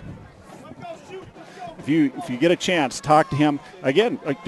Call Matt Carroll and ask for references, because I don't know of anyone who hasn't worked with him that's not happy with him. There was a penalty on the play on the touchdown. They're imposing it on for 10 yards. And if I was Eaton here, Pat, I wouldn't kick it in the end zone. I would kick a line drive and try to recover it. You don't have a whole lot to lose, but you have a lot to gain. Yep. And they're expecting the onside. Just I in would. case. I would do an onside kick here, because you're probably going to put the ball on about the 20-yard line. But this way, if you kick in the end zone, they're going to get it on the 20 anyway. Pat, we know he can kick it over in the baseball field. Here, it doesn't make any difference. Here goes Sean Early, though, and he puts it in the baseball field. Jim, I from a coaching perspective, though, the crowd likes it. It's fun, but I think it's a coaching mistake. I think it's a big coaching mistake. I think the fact that he should have kicked it mid or a little bit above, halfway up that ball, and line drive it like you said. Let someone bounce it off one of those early guys. Right. I'd say you recover the ball here. This game turns big time. Instead, they take the ball over in their 20-yard line. Well, heck, they probably would have done that in the first place. So, yeah, I agree with you. Their average possession on a return right now is nothing above the 20 all night long. Anyway, they come out with trips right, a single receiver to the left. They don't have a tight end in the game. He rides his fullback, and this time they take him back. Trent Siggs there, along with Riley Jones. They gain one, maybe two, but that's the kind of play that Eaton's got to have here in the second play. And they're going to come out throwing it this time. But again, they've got Abbott, they've got Eckler in the game. They're putting a lot more speed and athleticism as well as height out in there. So they've got a trips right, single receiver left, one linebacker. Their fullback goes, the quarterback keeps it, and he is going to get taken down by Trent Sigg right there. He loses one. Nice play by Trent. You betcha it was. He's out there in space with the quarterback and a little quick hit on a slippery night. Trent gets his arm out and gets his leg and pulls him down at that point. They lose a yard, bringing up 3rd and 9. Yeah, Trent did a nice job, fending off the block, and that sort of thing, and making that play. And watching the read, too, because they're reading it to their fullback, and the quarterback keeps it out at the last minute and tries to run, and he puts him down at that spot. Bringing up a 3rd and 9. This is a big play here. Quarterback's back to throw, and he throws it, and he hits his receiver. Oh, that was close, Tim. That was close. Trent came very close to hitting. He hit the quarterback, but they're calling it a little bit tighter this year than they have called it in the past, and we're happy it wasn't called anyway. He misses his receiver. Yes. And so it is going to be a 4th and 9 for the Broncos. The Eaton should have decent field position. Eckler will stand about on his 42-yard line. Let's see what goes on here. Eaton looks like they're set up for a return. And they get one away, and it's going to hit, and the ball is going to be at the 49-yard line. I do see a flag, though. This is going to be interesting to see what happens here.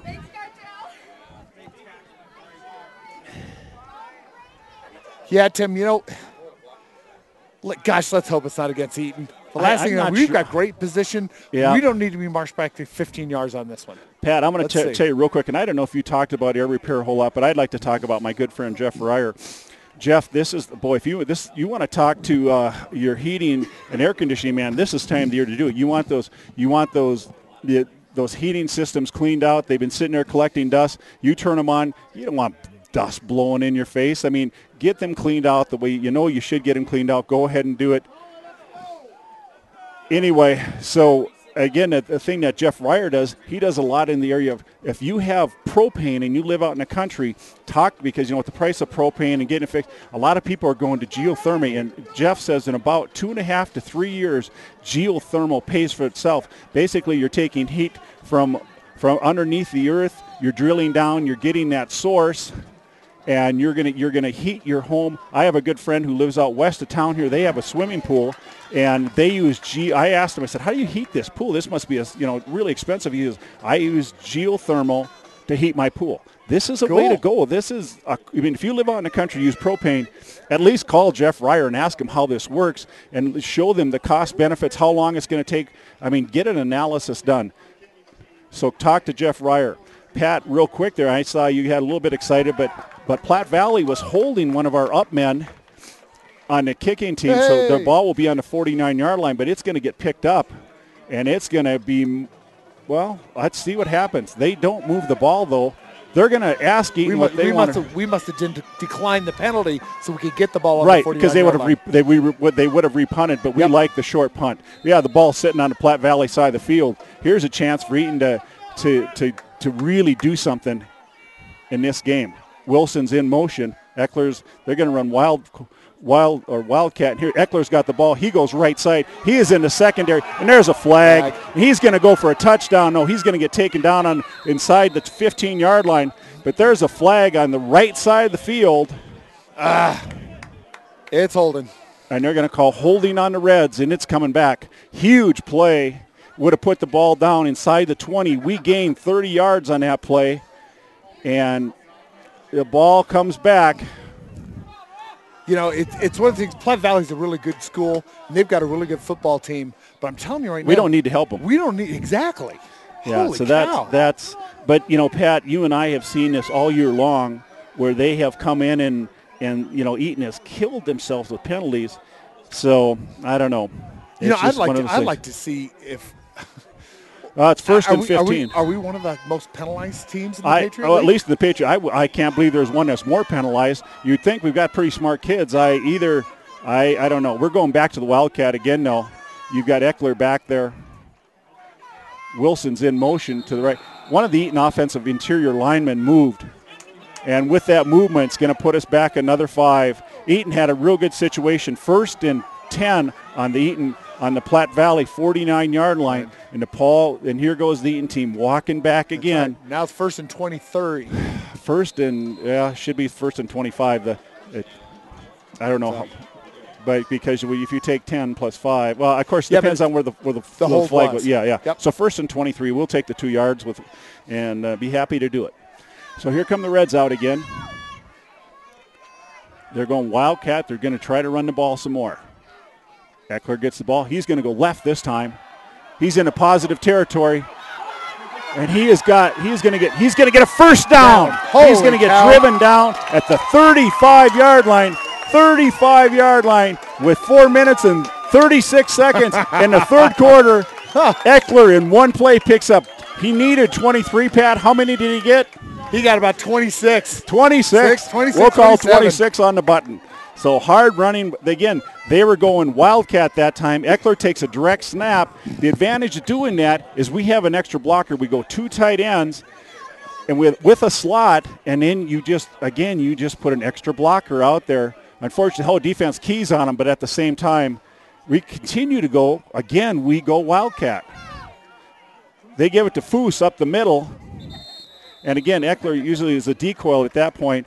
Foose gets it. He runs it up the middle. He's going to get tackled. This is a real quick kid, Pat, who's got quick feet, breakaway speed. He's faster than Eckler is. He's the fastest kid out there. When they run the conference meets, he's the one who runs first place in a 100-yard dash. But at the same time, he weighs 135 pounds. There's a difference. So he comes down with arm tackles. He gets about along, probably about 2 yards, 3 yards. We're going to call it 3. Our good friend Cap says it's 3 yards. We'll give him this one. So it's with under 4 minutes. Clock is running. Eaton leads this game 28-16. Abbott back to throw. He throws it out there. Oh, wide open, too. Nice catch. And that's the thing. That's the Nick advantage. Schreiber, Nick Schreiber was wide open. When you do run the ball so much, boy, nice pass there, Pat, by Britton Abbott. He hits Schreiber right in the numbers. Schreiber brings it in. He turns, gets another 5. So Eaton will have the ball now placed on the 20-yard line. And this is where the ball would have been had we not had this huge run. Clock continues to move, which is a good thing when you've got the lead. It's important that Eaton gets a touchdown here. Sig's in motion. He had been the wide receiver. They come this side. Eckler comes left side. He's got the corner, and he is going to get taken down at that point.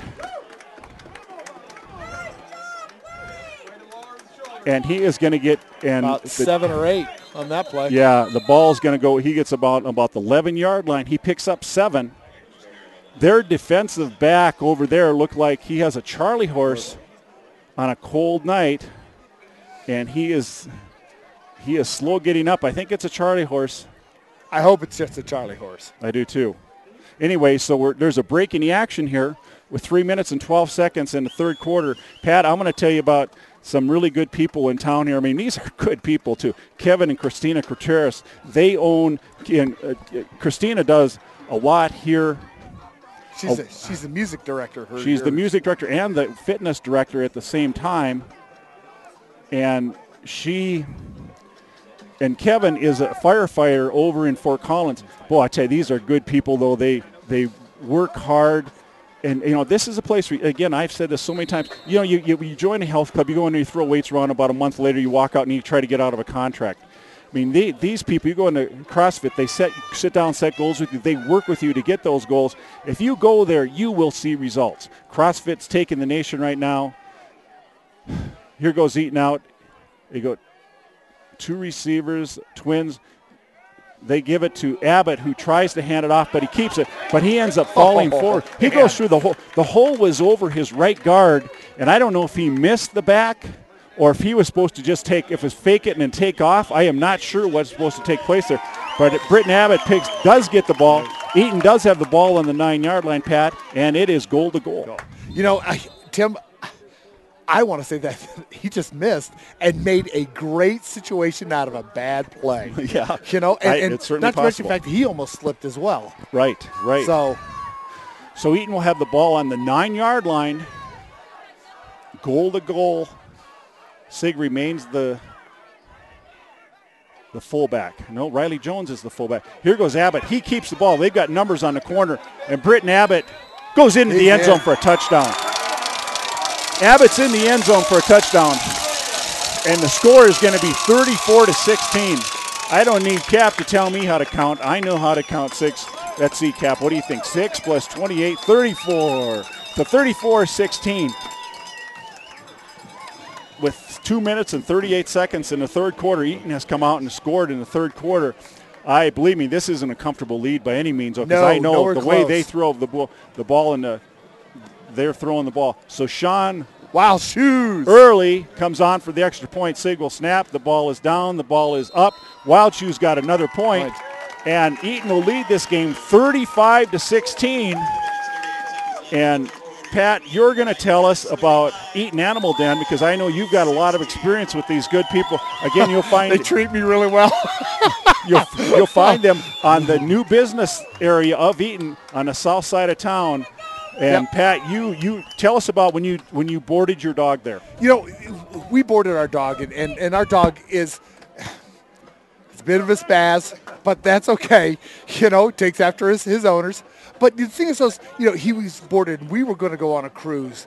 And, within the first day or so, before we got on the boat, they had already called us because the dog was kind of spazzing out of it, and they wanted to call us and let us know what was going on. They treated the dog. They took care of it. They gave him some doggy downers a little bit, that sort of thing, and kind of took care of the dog. But they called, and I was amazed that they called us and said, hey, by the way, this is what we're doing for your dog. Right, rather just stick him in the back and then letting him freak hopefully out. he'll bark himself to death, Yeah.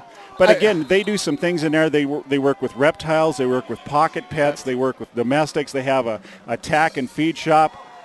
Sean early kick. They take a bounce this time. This is the kind of kick I like because then it's hard for them to bring it back. He gets up on the right side, and he is going to get taken down. Pat, and that's why I like it so much because it bounces around, and he's going to take the ball over on the 11-yard line. Yep, that was a beautiful catch, a kick. But you're right, But talking about Eaton Animal Den, though, Tim, I mean, they have it all. They handle it all, especially for an agricultural community. When you go in there, though, you see, there's dogs walking around. It's a comfortable place. Yes, it is. You can tell that they take good care of pets because they're treated right there. And your pet will be treated right at the Eaton Animal Den. Again, you'll find them in the new business part in Eaton. And Dr. Meredith Early is great. She's absolutely great with the animals. So here comes Platte Valley out again. They got twins with a tight end on the left side and a wide receiver on the left. The quarterback takes off, and I don't know what happened here. Yeah, but there's a flag in the play. There he is, and I don't know if this one's going to be against Eaton again or if it's going to be against Platte Valley. Let's see what happens here. We got a false start against Platte Valley finally. So they're going to march them back 5. Huh. Usually with a false start, they call the play dead. So usually with a false start, they call that play dead. Well, they may have whistled it and they kept it going, and it's hard Maybe when I the kids just can't going. hear with these headsets on. So they're going to march it back half the way. A ball will be placed on the 6-yard line. It's going to make it a 1st and 15 for the Broncos and puts them in a passing situation. All right, I don't know who called the timeout. Platte Valley calls a timeout, and I like that, Pat, because if they're calling timeouts now, that means they're not going to have as many in the fourth quarter. That's exactly right. I agree. So, yep, but it's amazing. This game was so lopsided on one side, and all of a sudden it's turned around. Pat, I'm going to tell you about a person that you and I both know, and that's Marge Gerritsen. Sweet lady. And she is, and here's, a lot of times you get in real estate industry, this is the most important possession, you want someone who's experienced. Marge has been a real estate agent forever. Before that, she was a mortgage broker forever. So if you want someone who knows the business, Marge Gerritsen is. She's lived in Eaton for a long, long time. She had a listing not too long ago over in Hawkstone. The house, she had 3 offers the first day. That's unheard of. I mean, and in a bad market, no less. And so, again, Marge Gerritsen, she works for Caldwell Banker. You'll find her in the Greeley phone book. Be sure you talk to Marge Gerritsen. If you're even just call her, and if you want an appraisal or a feel for your home. So here they go. They're back to throw, and he throws it deep, and he overthrows his receiver. He had a step. on 4 steps. Yeah, he was open. Let's put it that way. But the quarterback put it back, and it went long.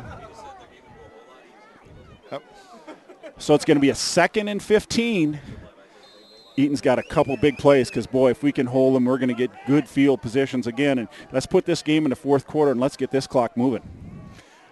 Eaton comes out again. They're going with 1 linebacker, 5 receivers, 2 safeties, and 2 corners. They're coming this side. He's back to throw. The ball is up. The receiver's got a step, and the ball is intercepted. Oh, Pat. Jake Gilbert knocked it up in the air, and Reese Wiggle had the ball in his hands. In his hands, Pat. And he dropped it. Boy, what was promised to be a huge play, and give us the ball on our side of the 50 again. Nice throw, though, by their quarterback. He put it right on the money. Jake Kilburn made a nice play there. Nice play.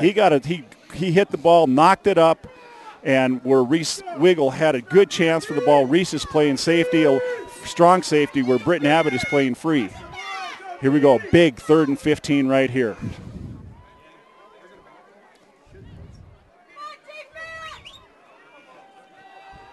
Quarterback comes out in the flat, and the ball is... The quarterback's in a shotgun. He's basically taking 3 steps and throwing it. Brings up a 4th and 15. Platte Valley brings out the punting unit. Even though they're on, it's 15 yards, I'm still watching for a fake here, Pat. Because Platte Valley's looking for a big play. Yeah, they really are. I mean, you tell your defensive ends at this point, nothing wide. They're set up. Eckler stands on his own on the Platte Valley 42-yard line. There's a good snap. He's kicking from his end zone, and the ball, Sig almost got it. The ball is going to get driven out of bounds. Eaton's going to take over in great field position. The ball's going to be at the 33-yard line. I'm lucky I've got my good friend here. And no flags. And no flags. And no flag. But Cap is able to tell me he's quick and spotted on the yard line, and he tells me it's on the 33. I'm going to believe him. Give him a mic. Give him a mic. So it's believe me, Pat and I tend to laugh a little bit more when we have the lead, and we apologize that to the Platte Valley fans, but we're homers. We have to admit it. Anyway, Eaton comes out with a 1st and 10. Wilson is the lone back. Eckler is in the slot. Eaton's got 2 tight ends in the game. He throws. He's under pressure. He throws it for Sig. It would have hit him in the back, but he was under a lot of pressure. And, Pat, to be honest with you, why aren't we running the ball? I don't know. Yeah, why aren't we running the ball? Let's run the clock. We've got a big lead. It's right at the end of the third quarter. This clock should be running. Yeah. But we're looking for a big play, and, boy, I'm just glad that ball wasn't intercepted. Yeah, especially since Trent didn't even know it was coming. No, Britton was just trying to throw it at someone who had a red shirt, so he wouldn't take the sack. And I respect Abbott. That's a good play on his part. We come out in a traditional eye here. I believe if you give the ball to Eckler 3 times, good chance he's going to get a first down, considering he's got about a 10-yard average. They give the ball to Eckler over right side. He's going to pick up about 5 or 6. And again, Pat, that's what we're looking for. I mean, we're running the clock, and that's exactly what we want, because you want to. The best case scenario here is to run the clock and get points. Yes. And, if we'd have run it in the first play, we would be out of this quarter, and we'd be into the 4th. Pretty close. Yep. Right about now. So going on. We're coming out again. Eckler is the lone back. You've got a slot and a tight end and 2 wide receivers in. Yep. Sig goes in motion to the left. Back to throw. He's under pressure. Just out of the reach of Nick Schreiber. We're in 4 down territory here, Pat, though. Yeah, but again, why aren't we running? I know, that's exactly what you and I are both saying. If we're in 4 down territory, the ball sits at the 29-yard line. Why aren't we going for it? Because the reality situation, you've got 4th and 5. And again, we got a timeout here. Yes, Eaton's going to think this one over. Instead of running the clock, we're stopping the clock. And it's still the 3rd quarter. We have 1 running play and 2 pass plays, bringing up a 4th and 5, and we're kind of decide if Sean Wild Shoes Early is going to come on and kick this, what would amount to a 39-40, about a 44-yard field goal, and I don't think we're going to do that. I don't think so instead of, I like the idea of running it twice there. We'd be in the 4th quarter right now. There is no win tonight to, have an effect on either the passing or the kicking game. But I would think Eaton's going to do something, hopefully, a little sparkly here. And see what we can do. Yeah, I don't know. Just something a little magical, and let's try to get a first down on 4th and 5. Yeah, it would, again, we would probably. Pat, I'm going to interrupt you just for a second. Okay. I want to talk to you about Garrettson's. Garrettson's is on West 10th, and you'll find Todd and Sherry, the owners, and they lived in Eaton here, and their sons both of them gone through this athletic program. Both were involved in the basketball team and on the big time baseball. His son was a big time baseball, played AA baseball. But it's a family-owned store, and the people that work there have worked there for a long, long time. I'll tell you a little bit more about Garrettson's in a few seconds. Big 4th and 5 for the Reds. Eckler's in motion, so it's probably going to be a pass play. They roll to their left. It's a center screen. They're going to throw a center screen to Sig. And he was wide open and had plenty of room to run. Defensive line knocked the ball down, and he would have had a first down, Pat. Yep. That's too bad. Eaton had a good chance there. They only ran about a minute and a half off the clock. That's just what you don't want. So Platte Valley is going to take over there with 1 minute and 9 seconds. Eaton ran about a minute and a half off the clock. When you've got a big lead, boy, you're pounding that ball, especially when you probably got the best running back in 2A football in the state. Probably in 3A football, too. Yeah, he's a great back either way, but, you got to give him the ball. There goes the quarterback. He keeps it around the right side, and he's got room over there. He's going to get taken down after about 7. The team that should be throwing the ball is running it. The team that's ahead should be running the ball, throwing it. And that's high school football. Well, I guess so. Both Eaton and Platte Valley have taken a time out in this game. So the clock continues to run. There's 44 seconds. This will probably potentially be the last play of the third quarter. Eaton leads this game 35-16. They're going back in shotgun again. They've got trips on the right, single receiver on the left. Quarterback's back to throw. He throws a hanger. Oh! The Britton Abbott slipped, the receiver slipped, and it hit Cole Edens right in the face mask. Bounced off his face mask. Oh, my gosh. So do you think the fact that they're going to be doing that drill in practice on come Monday where, that tip drill thing? Well, you got a wet ball and you got people, it's a very abnormal situation when you got such a wet field. But, again, it goes back to, a lot of these kids don't have long cleats. That's the reality. But I know some of them do, and, boy, I don't know why you don't have them on. Quarterback keeps it, and he is going to get taken down at that point. Sagan Shoup put him down. Is there a flag down there, Pat? Yeah, there's a flag on the play. That's thrown right in the pile. They're talking to the Eaton people. Against Eaton. Is it a face mask? I am not sure what happens. Face mask but boy. Oh boy, we hold them. There's another 15 yards against Eaton. Boy, oh boy, oh boy. We see that so much. So, big play.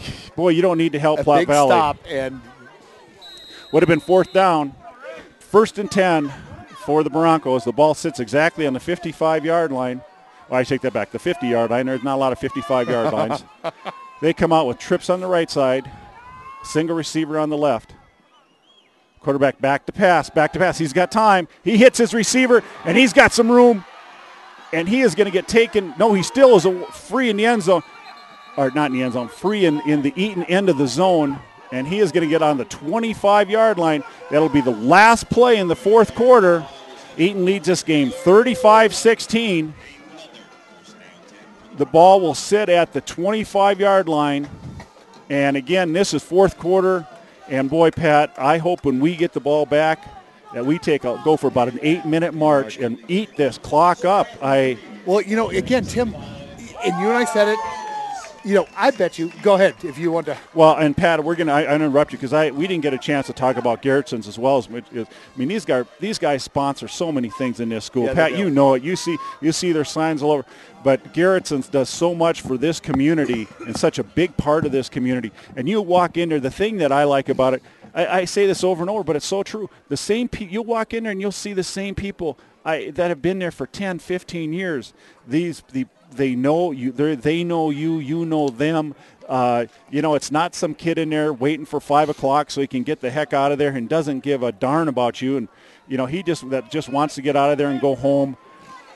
So it's a situation where they're there to help you. Good gun department, biggest hockey department in Northern Colorado. Rollerball. They've got all the major name brands without a dought. Well, if you've got a team, you go to Garrettson's and they'll help you. Biggest in Northern Colorado for helping in team sports. Quarterback he keeps the ball and he goes right side and he is going to have some room over there. He's got a first down.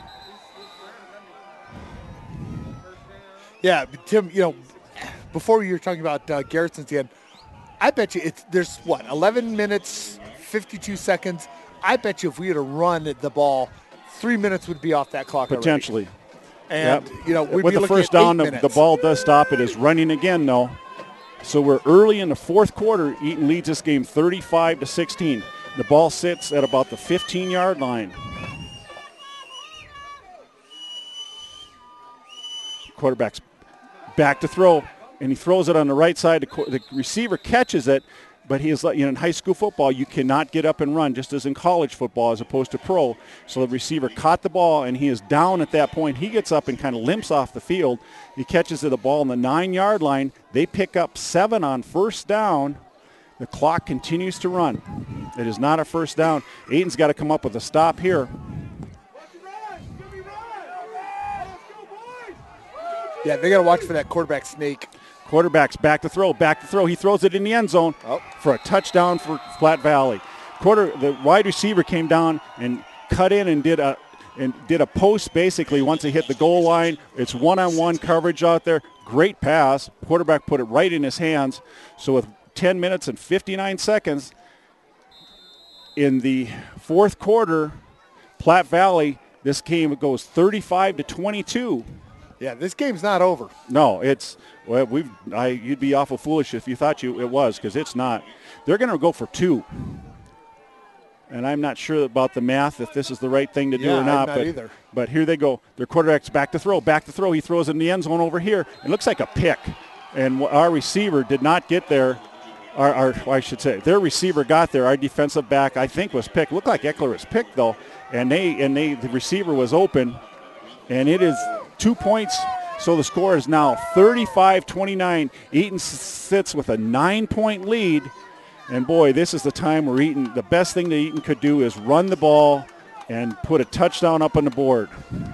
And if I was Eaton, I'd be all over looking for an onside kick at this point, because I would be very surprised if they didn't.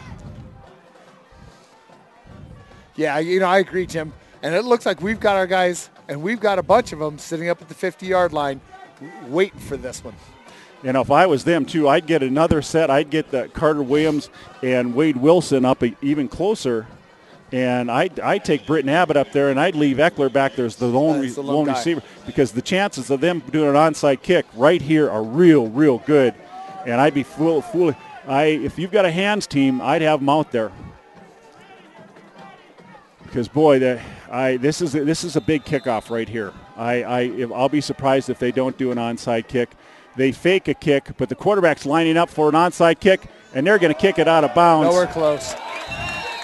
Well, I'll tell you, Pat, that's a good situation. They kick it. They didn't even get the ball. Of the 10 yards it had to go, it went maybe 5. He hit a line drive, and it went straight out of bounds. And so Eaton is going to get the ball on about the 46 or 47-yard line of Platte Valley. They've got a short field here, Pat. Yep. And, boy, this is where Eaton's offense – If I am Eaton's offense, I go, here, Austin Eckler, this is your ball. Take this game over, and let's go. To tell you the truth, this is where the senior leadership, this is where the senior players that lead this team need to take over and just say, we're going to control this game. Well, they come out in the same formation they had early in the game where Sig goes back to fullback, and this is the play where they start running the interior or putting Sig on the defensive end, and then they give Eckler the ball and let him do something with it. And they give the ball to Eckler over the right side, and he is going to get about 6 or 7. And, boy, that's the perfect play on first down. I mean, of course you want him to go, touchdown, but the good thing about the play like that, it eats clock, and it's 2nd and 5, and you're pretty much in 4-down territory. You're going to tell Austin Eckler, can you get 5 yards and 4 carries? And the answer is gosh, I hope so. Yeah, I'd be surprised if he didn't. They come out more of a traditional setting this time. Wade Wilson is back in at fullback. Sig goes back to tight end. 2 receivers. Sig goes in motion to the right. Back to the left. Pitch to Eckler, left side. And there is a flag over on the right side of the field. And if this is against, are they going to call another flag against Eaton? That's going to be unbelievable if they do. But why are you running it wide on a slippery field? This is the kind of field that you run the ball up the middle. And Eckler's getting 4 or 5 a crack. They're talking to the Platte Valley people again. I'm certain it's a holding against Eaton. And the thing is, Pat, the ball went to the left. The hold was on the right side. It makes no difference if you hold over there. That player is not going to catch Austin from behind from the right side of the field. So from being a short second and 5, we're going to be backed up here. It's going to be about a second and about 15, I'm assuming. Chop block against Eaton. What happened? You had one of the players hit him high, the guy hit him low, and the ball. That's a 15-yarder too. Yes, it's just, oh my gosh.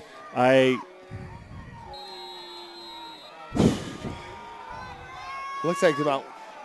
Eaton's got a great drive going, and something stupid happens. Eckler's the lone back there. He's back to throw. He's got to throw it. The ball is free. I am not sure if this is what happens here. Their ball. They hit Britton Abbott from behind. The ball went down on the ground, and they recovered it. Oh, gosh. And boy, when you go from a game that should be one-sided at this point, Eaton gets first down, 5 to 6 yards on first down. They lose, get a big time penalty. Then they're forced to pass. Their quarterback gets hit from behind, and then we fumble the ball, and the ball's dropped. The ball's inside the 20-yard line of Eaton. Eaton's got to make a stop here. End of the first half. Yep. We're blitzing here. Quarterback's under a lot of pressure, and the ball is picked by Jay Kilber. Jay Kilber's going to go. Jay Kilber makes a big play for Eaton Reds. Big senior leadership play. Yep. That is probably the.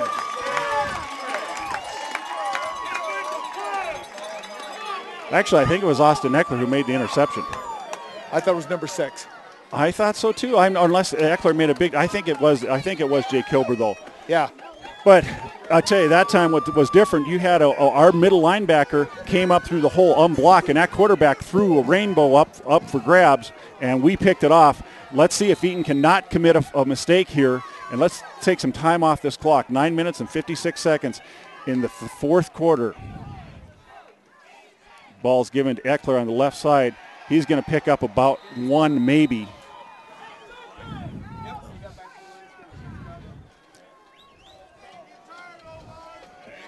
Actually, there is no gain.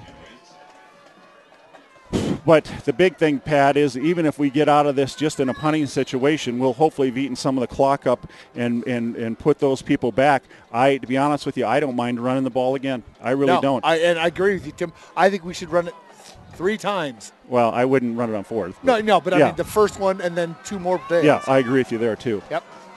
It's a 2-possession game right now. Make them score twice. Exactly. Eckler's out in the slot this time.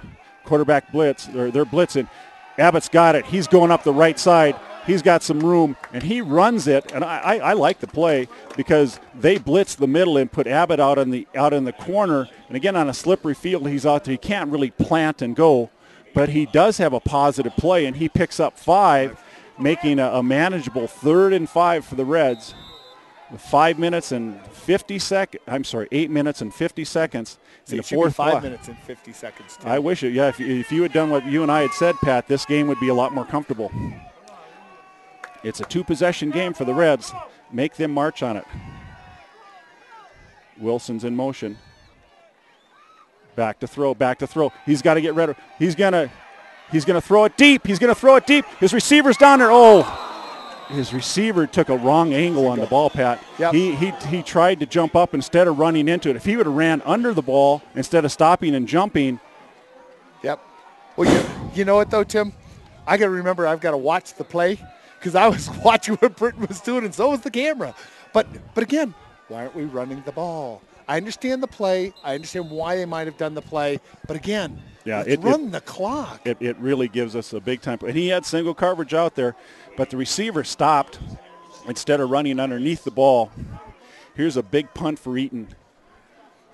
With 8 minutes and 22 seconds, it'd been nice if another 3 minutes would have come off that clock. Good snap. Punt is up. Good punt. He drops the ball. And he gets back on it, but he goes backwards, and he's going to get taken back. Big play. Chad Foose and Trent Sieg take him down on a big play. You know, Tim, while we've got a quick break, let me tell you about Heritage Market. Heritage is one of those big markets in a very small town. They service, the not only the Eaton area, but the Alt, the Gaelton, Pierce, Nunn. You might even go over to Severance if you really want to, and a little bit out east. But they're a full-service market. They've got deli. They've basically got a meat from market. They've north got, and east, yeah. this whole area, a huge geographic area goes to Heritage Market. But the thing is, what's nice is you walk in and they know you, because the people that work there are local people. Yep. And they know who you are. They know they can talk to you. They can recommend with this or that. But again, like you said, they've got a pharmacy. They've got a full-service butcher, and their meat is first class. Yep. Really is very good. Very and not only tender that, meats. Pat, if you want a piece of meat cut the way you want to cut it, exactly. rather than being forced to take something, you can ask, would you take this piece of meat and would you cut it extra thick? I'm going to grill tomorrow. I've got some people over. You want to impress some people. You can do some things you wouldn't normally do. They've got a pharmacy. They've got a bakery.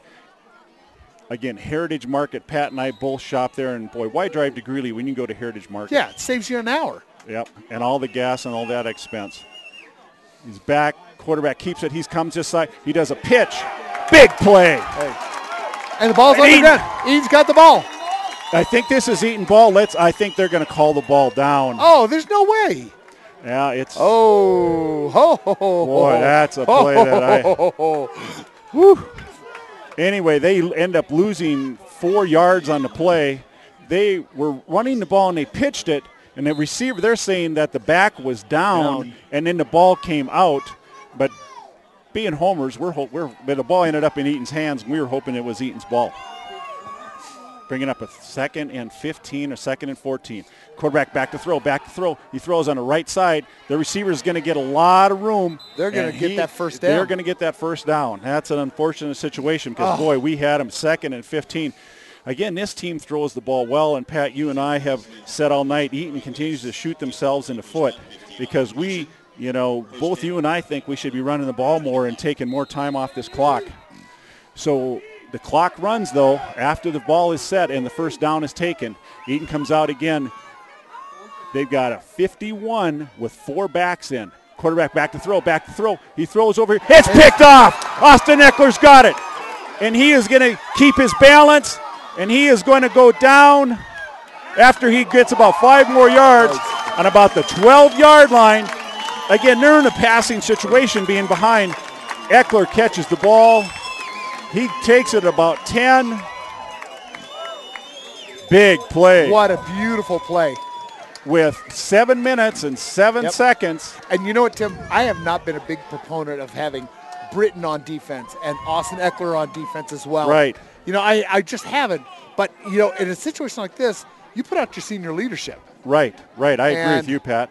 And that was a big-time play by Austin Eckler, who, is very accustomed to making big-time plays. Right. He handles pressure. This time they're coming back out with Chad Foose as the back.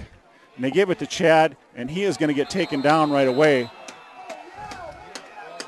He gets taken down for no gain. The ball will sit. Eckler took a break off, and they gave it to Foose over the right guard. With the ball at the clock is now under 7 minutes. And, boy, Pat, you and I are both going, run the clock, unless you just can't run the clock anymore. Their nose guard seems a little bit more fired up than most high school kids are, but we'll see what happens. Yep. With 6 minutes and 30 seconds in the fourth quarter, the clock continues to run.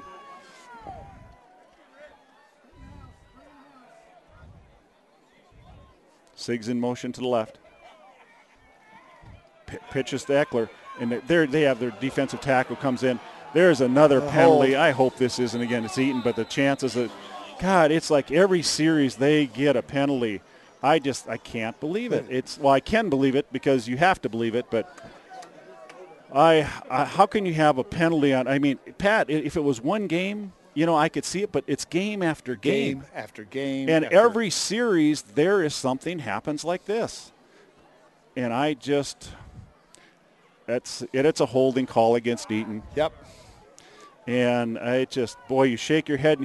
And again, if they're running wide to that defensive tackle on that side, though, is the all-state heavyweight wrestler. Mm-hmm. And I knew he blew by the guard. The guard, to be honest with you, if he's not going low on that kid every time, because the kid just manhandling our left guard, I hate to say it.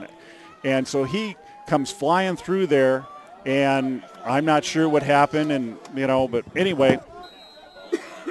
But you'd rather have him not hold and take the ball there and be 3rd and 8 rather than here we go, Yep. 2nd and 25. We're in a passing situation. The important thing is we don't turn the ball over here.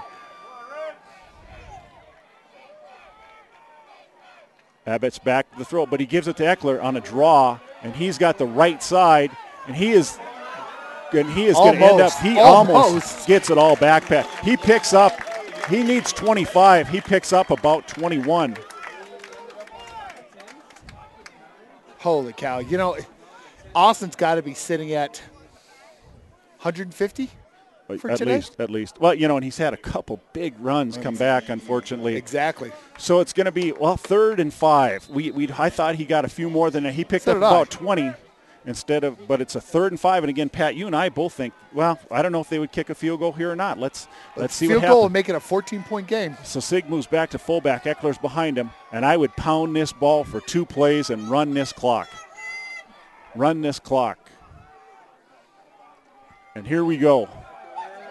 There it is. There's nothing else. That's the first down, Tim. No, the ball will go inside. Pat, you're right. It's not a touchdown. There is no signal of a touchdown. Nope, but it's a first down. The ball is a first down. The ball is going to sit at about the 1-yard line. Actually, the ball will be on the 2-yard line.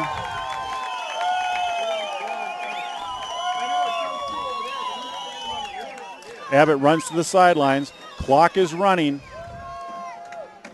It's important. Pat, it's almost the best case scenario that he does go down there because he's going to run another 30 seconds. Yep. And they spread the field here. They got twins on the left side, a single receiver on the right. Eckler and Sig is in the game, and I think they'll pound the ball. I'd be surprised if they didn't. They have motion to the right. Abbott keeps it. Britton Abbott keeps it, and he has a touchdown. And let's see here what Cap puts up on the board. We've got 35 plus 6. That'll be 41. So the score is 41-24. With 5 minutes and 34 seconds in this game. Oh, poor Cap is getting brutalized here. This game. So we're going to go ahead and Sean Shoot. Early is going to go ahead and do an extra point.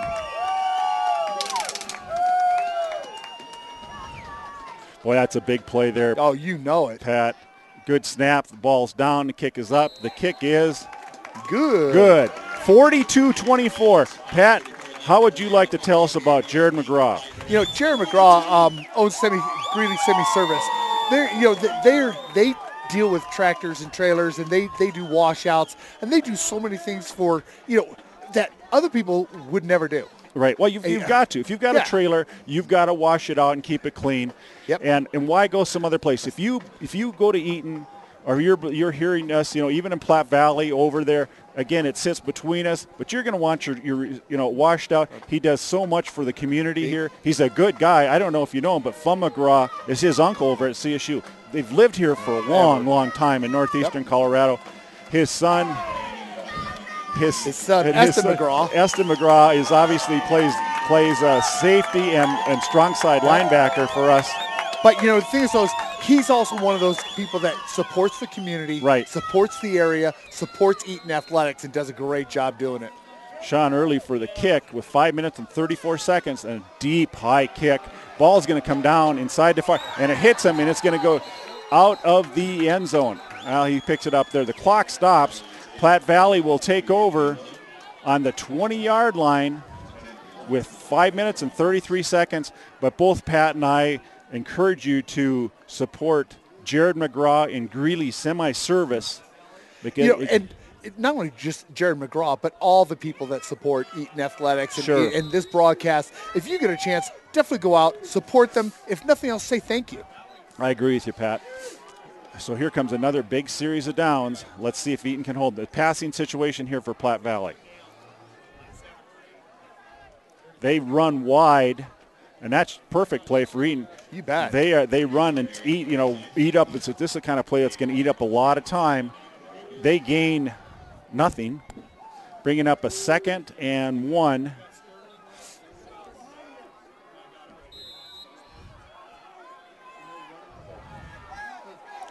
The clock's going to go under 5 minutes with this play. Quarterback's back to throw. And he comes back this way, and he is going to get taken down at that point. You know, Tim, he ran for his life. Yeah, Trent had him from one side, and Shoop had him from the other side. So and he picked it up in the middle, Yep. and that's again a perfect play. They pick up 2 or 3 yards, but the clock runs. It's 4 minutes and 40 seconds in the fourth quarter. Eaton leads this game 42-24. Quarterback back to throw again, back to throw. He's got some room over here, and he is going to get driven to good play. Austin Eckler comes up from a strong safety, puts him down at that point.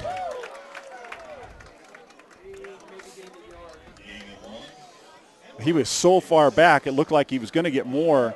Eckler flew up from a safety position, and again, we put Eckler and we've got our speed on the field. The clock continues to run. Back to throw, and quarterback's going to go down. It's a completed pass, and there's going to be a first down. Trey Stevens took the quarterback down that time. That quarterback's getting hit on almost every play. And, boy, you have a lot of respect for this kid. He's not real big, and he's starting to take quite a licking out there tonight. Yeah, and he keeps getting up, which says a lot for him too. It'd be easy to quit. Eaton stays in their 51. Back to throw. He runs out of the pocket. He puts it up. The receiver catches it, and he is going to get. He had been done well, Pat, if he would have gotten out of bounds. I agree, but the clock will stop for moving the chains. And again, they don't huddle, but the clock will start as soon as the chains are set. So here goes the clock again with 3 minutes and 36 seconds. Back to throw. He throws a screen over here on this side. And their back is going to cross the 50, and he's going to, good play on his part, gets out of bounds on about the 44-yard line of Eaton. And that is, I don't know if that's a first down or not, Pat. It's real close. It is a first down. They're moving the chains. It is a first down. Good play for Platte Valley. They pick up 10, and they stop the clock at the same time. That's just what they need to do. Let's hope Eaton can at least slow them up and take some more time off this clock. Come on, guys. Chains are set. They've got trips on the right side, single receiver on their left. And it puts the ball up. Their back catches it over there, and he is going to go out for about a 12-yard gain for Platte Valley with 3 minutes and 16 seconds. They continue to move the ball. They are literally throwing the ball on every play, Pat. Yeah, but the thing is, we had it over here. Oh, that's right. He was out of bounds. Right. I was sitting there going, why aren't we starting the clock? Yeah. So, when they run out of bounds, the clock will start when the ball snaps. Wishful thinking on your side, Pat. Quarterback back to throw. And he throws it up there and is thrown over the receiver's head. We had good coverage over there. Wilson was over there. Yep. Along with Reese Wiggle. And it'll come up a 2nd and 10.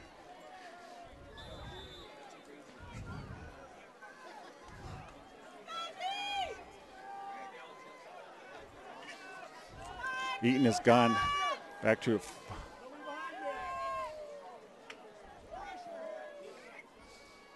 quarterback's back to throw. He's under a lot of pressure. Oh, yes, he was. He gets away. He throws deep in the end zone and over the receiver's head. They blitzed that time, so you had Jones coming up the middle, Sigker from the outside. The quarterback stepped up by Jones, through then just kind of a hurried throw. This quarterback's got a good arm, though, Pat. Yes, he does. But that incomplete. He's now 3rd and 10. 3 minutes, 5 seconds left in this game. Yep, I guarantee you Platte Valley will go for it on fourth down. So they've got 2 downs. Boy, if Eaton could hold them here, there's a good chance we could take over. They're going to throw a screen here. They do throw a screen. They catch it. We do catch it, though. Dalton Shoop and Trey Stevens had it red. And you hear the crowd in the background doing their shoop. They're going. But the clock continues to run with 2 minutes and 45 seconds. 4th down right here. Big play. He throws, and it's a first down. Had we got him there, you had Britton Abbott back in coverage, and he slips. The clock stops with 2 minutes and 36 seconds. Yeah, he seemed awfully wide open. Yeah, because he was. Yep. The ball will sit, and again, but at least we're making them eat clock, and they're Yep. going to try to do an onside kick in the event that they score. Let's see what we can do here. They give it to their back. He goes wide. He's going to get taken down. Boy, Pat, that's the kind of play we want. Yeah, That's. I was kind of shocked by that. That's where I'm surprised they don't call a timeout there. Yeah, but you know what? With the score being 42-24, this is 2 touchdowns, 2 two-point conversions, and then still they need to score again. Yeah, I mean, here they go. Quarterback's back to throw. He's under pressure. Eaton almost interception. It hits Eckler in the hands, and he looks at his hands and go, where did it go? That's exactly it. And you know what? Austin's such a sure-handed person. He catches all the pitches. If he goes out for a pass, he catches those two. You know he was not even thinking that was coming his way. That was one that got away from him with 2 minutes and 10 seconds.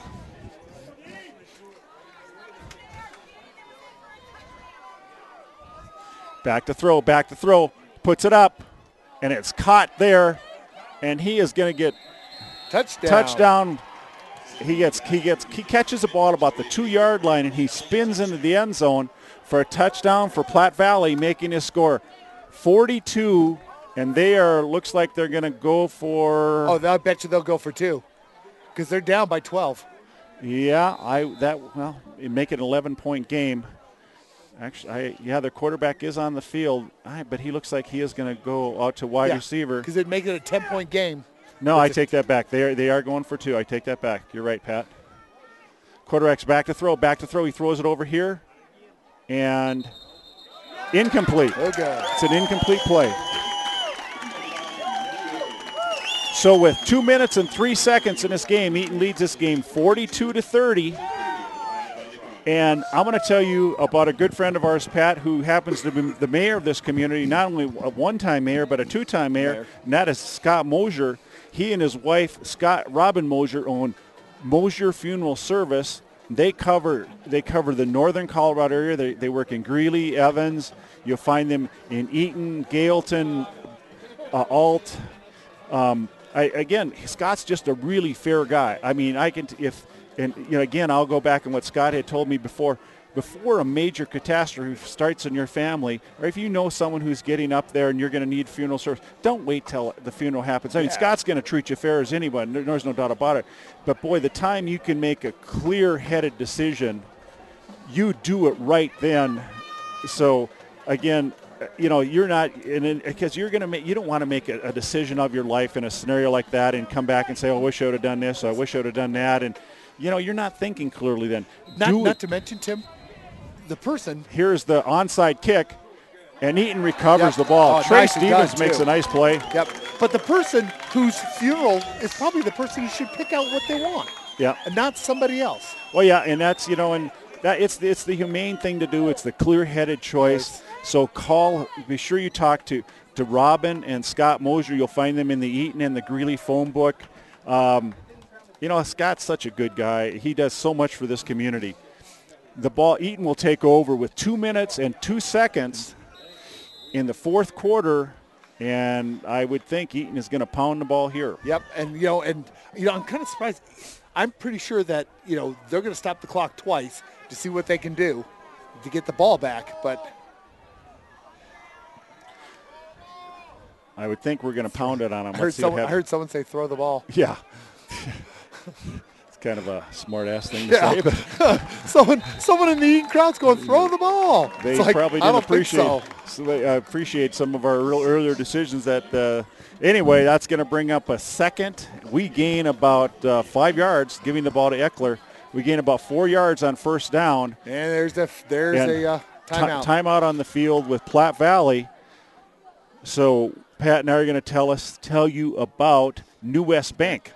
And Tim Croson and his staff over there. Pat, the good thing about that, when you're especially, Eaton is a big agricultural town. Yep. Alt is a big agricultural town. Gailton, I mean, And a lot of these people, they do their banking, but they want to come in, and they've got special needs that the average homeowner doesn't have. And this is where New West Bank shines. They're locally owned bank. If you want a decision made locally from someone who grew up in the area, who understands what you're trying to accomplish on your farm or on your ranch, yeah, Tim and his staff does that. And not only that, I mean, I say this every time because it's so true. Every time I go in there, those people they're happy, happy to see you. They greet you. They call you by your name.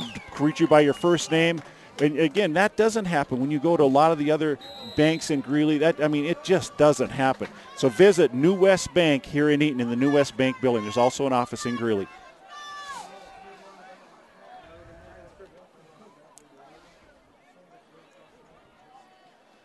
Ball is given to Eckler. Oh, almost. He slips. Eckler's got a first down, though, and he is going to try to stay in bounds. Good play on Austin Eckler's part. But what a great play by Britton Abbott. Right. Eckler was tripping, but Abbott was tripping. He got the ball to Eckler. And rather than going out of bounds, Eckler gets the first down +5 and stays in bounds. The clock will run as soon as the chains are set with 1 minute and 45 seconds in this game. You know, Tim, we've said many praises about Austin Eckler, but if there's one thing, and that play just proved it right there, Austin's got a great head on his shoulders. Yep. He knew not to go out of bounds so that the clock would continue to run. And if Eaton was smart, they would let this clock run a little bit before they run the next play. And I think that's exactly what Britton's doing. They've got 2 tight ends in the game, and they give it to Eckler on the right side. He's got some room in the secondary, and he is going to go in for a touchdown. Touchdown Reds. The score with 1 minute and 13 seconds in this game. Eckler had a lane, and he took off. The score is now 48-30. And, Pat, before we took over, there was a lot of people thinking that Platte Valley was going to come in here. And, boy, when they got the lead in the second quarter there, a lot of people, there was kind of a hush in the crowd. But Eaton, I think, is we've had some breaks. There's no doubt about it. But at the same time, Eaton has come back, and they have done very well running the ball against Platte Valley. The snap is good. The kick is up. Kind of a line drive, and it is good. Pat, I want to tell you about the sweatshirt I'm wearing. That's Dr. Richter, and he is located in West Greeley between the Farr Library and the baseball fields in a state-of-the-art Here's my sweatshirt. There it is. There it is. And you can see a nice cool night. And Dr. Richter had given me this sweatshirt, and I'll tell you, I appreciate it. It's kept me nice and warm, and my hands have stayed warm on a cool night in Eaton. But he has got a state-of-the-art facility there.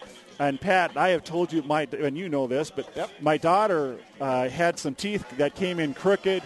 And you have to, as a parent, make a decision. Are you going to let this child go through life with crooked teeth and all that comes with it? Kids don't smile, and it really changes how their outlook on life because they hide their smile, and you don't want a kid to do that. He's done a great job.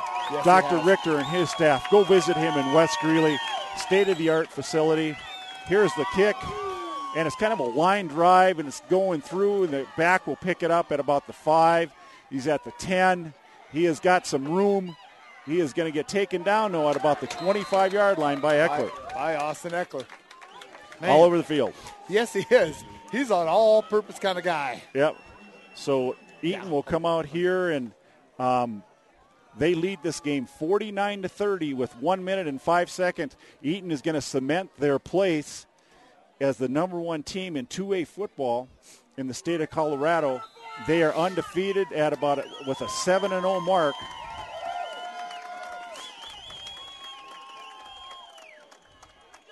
Back to throw. Under a lot of pressure. He gets it out, though, to his back, who catches it and goes out of bounds right there. It's going to be close to a first down.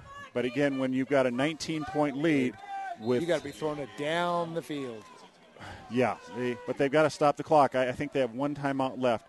They've got about a 2nd and 1. Back to throw again. And there's a pick. Jake Kilber's got it. That's a second one of the night. And he is going to – he doesn't get it. They're going to call a flag on the play. They're going to call Eaton for roughing the passer, I think.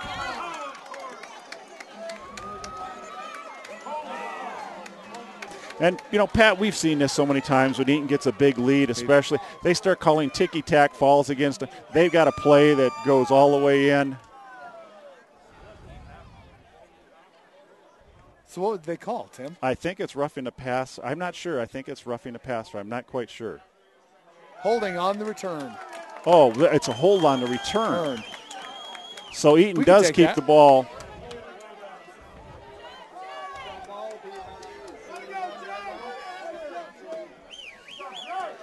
Jake Kilber has a big game tonight. He has some receivers giving some room, but boy, he's come up with a couple big plays he's too. Had some 2 nice interceptions. So Eaton is gonna win this game. Eaton has at this point a 19-point lead with 53 seconds left in this game. The Eaton coaches come down from above us. They've got smiles on their faces, and Eaton goes into the victory.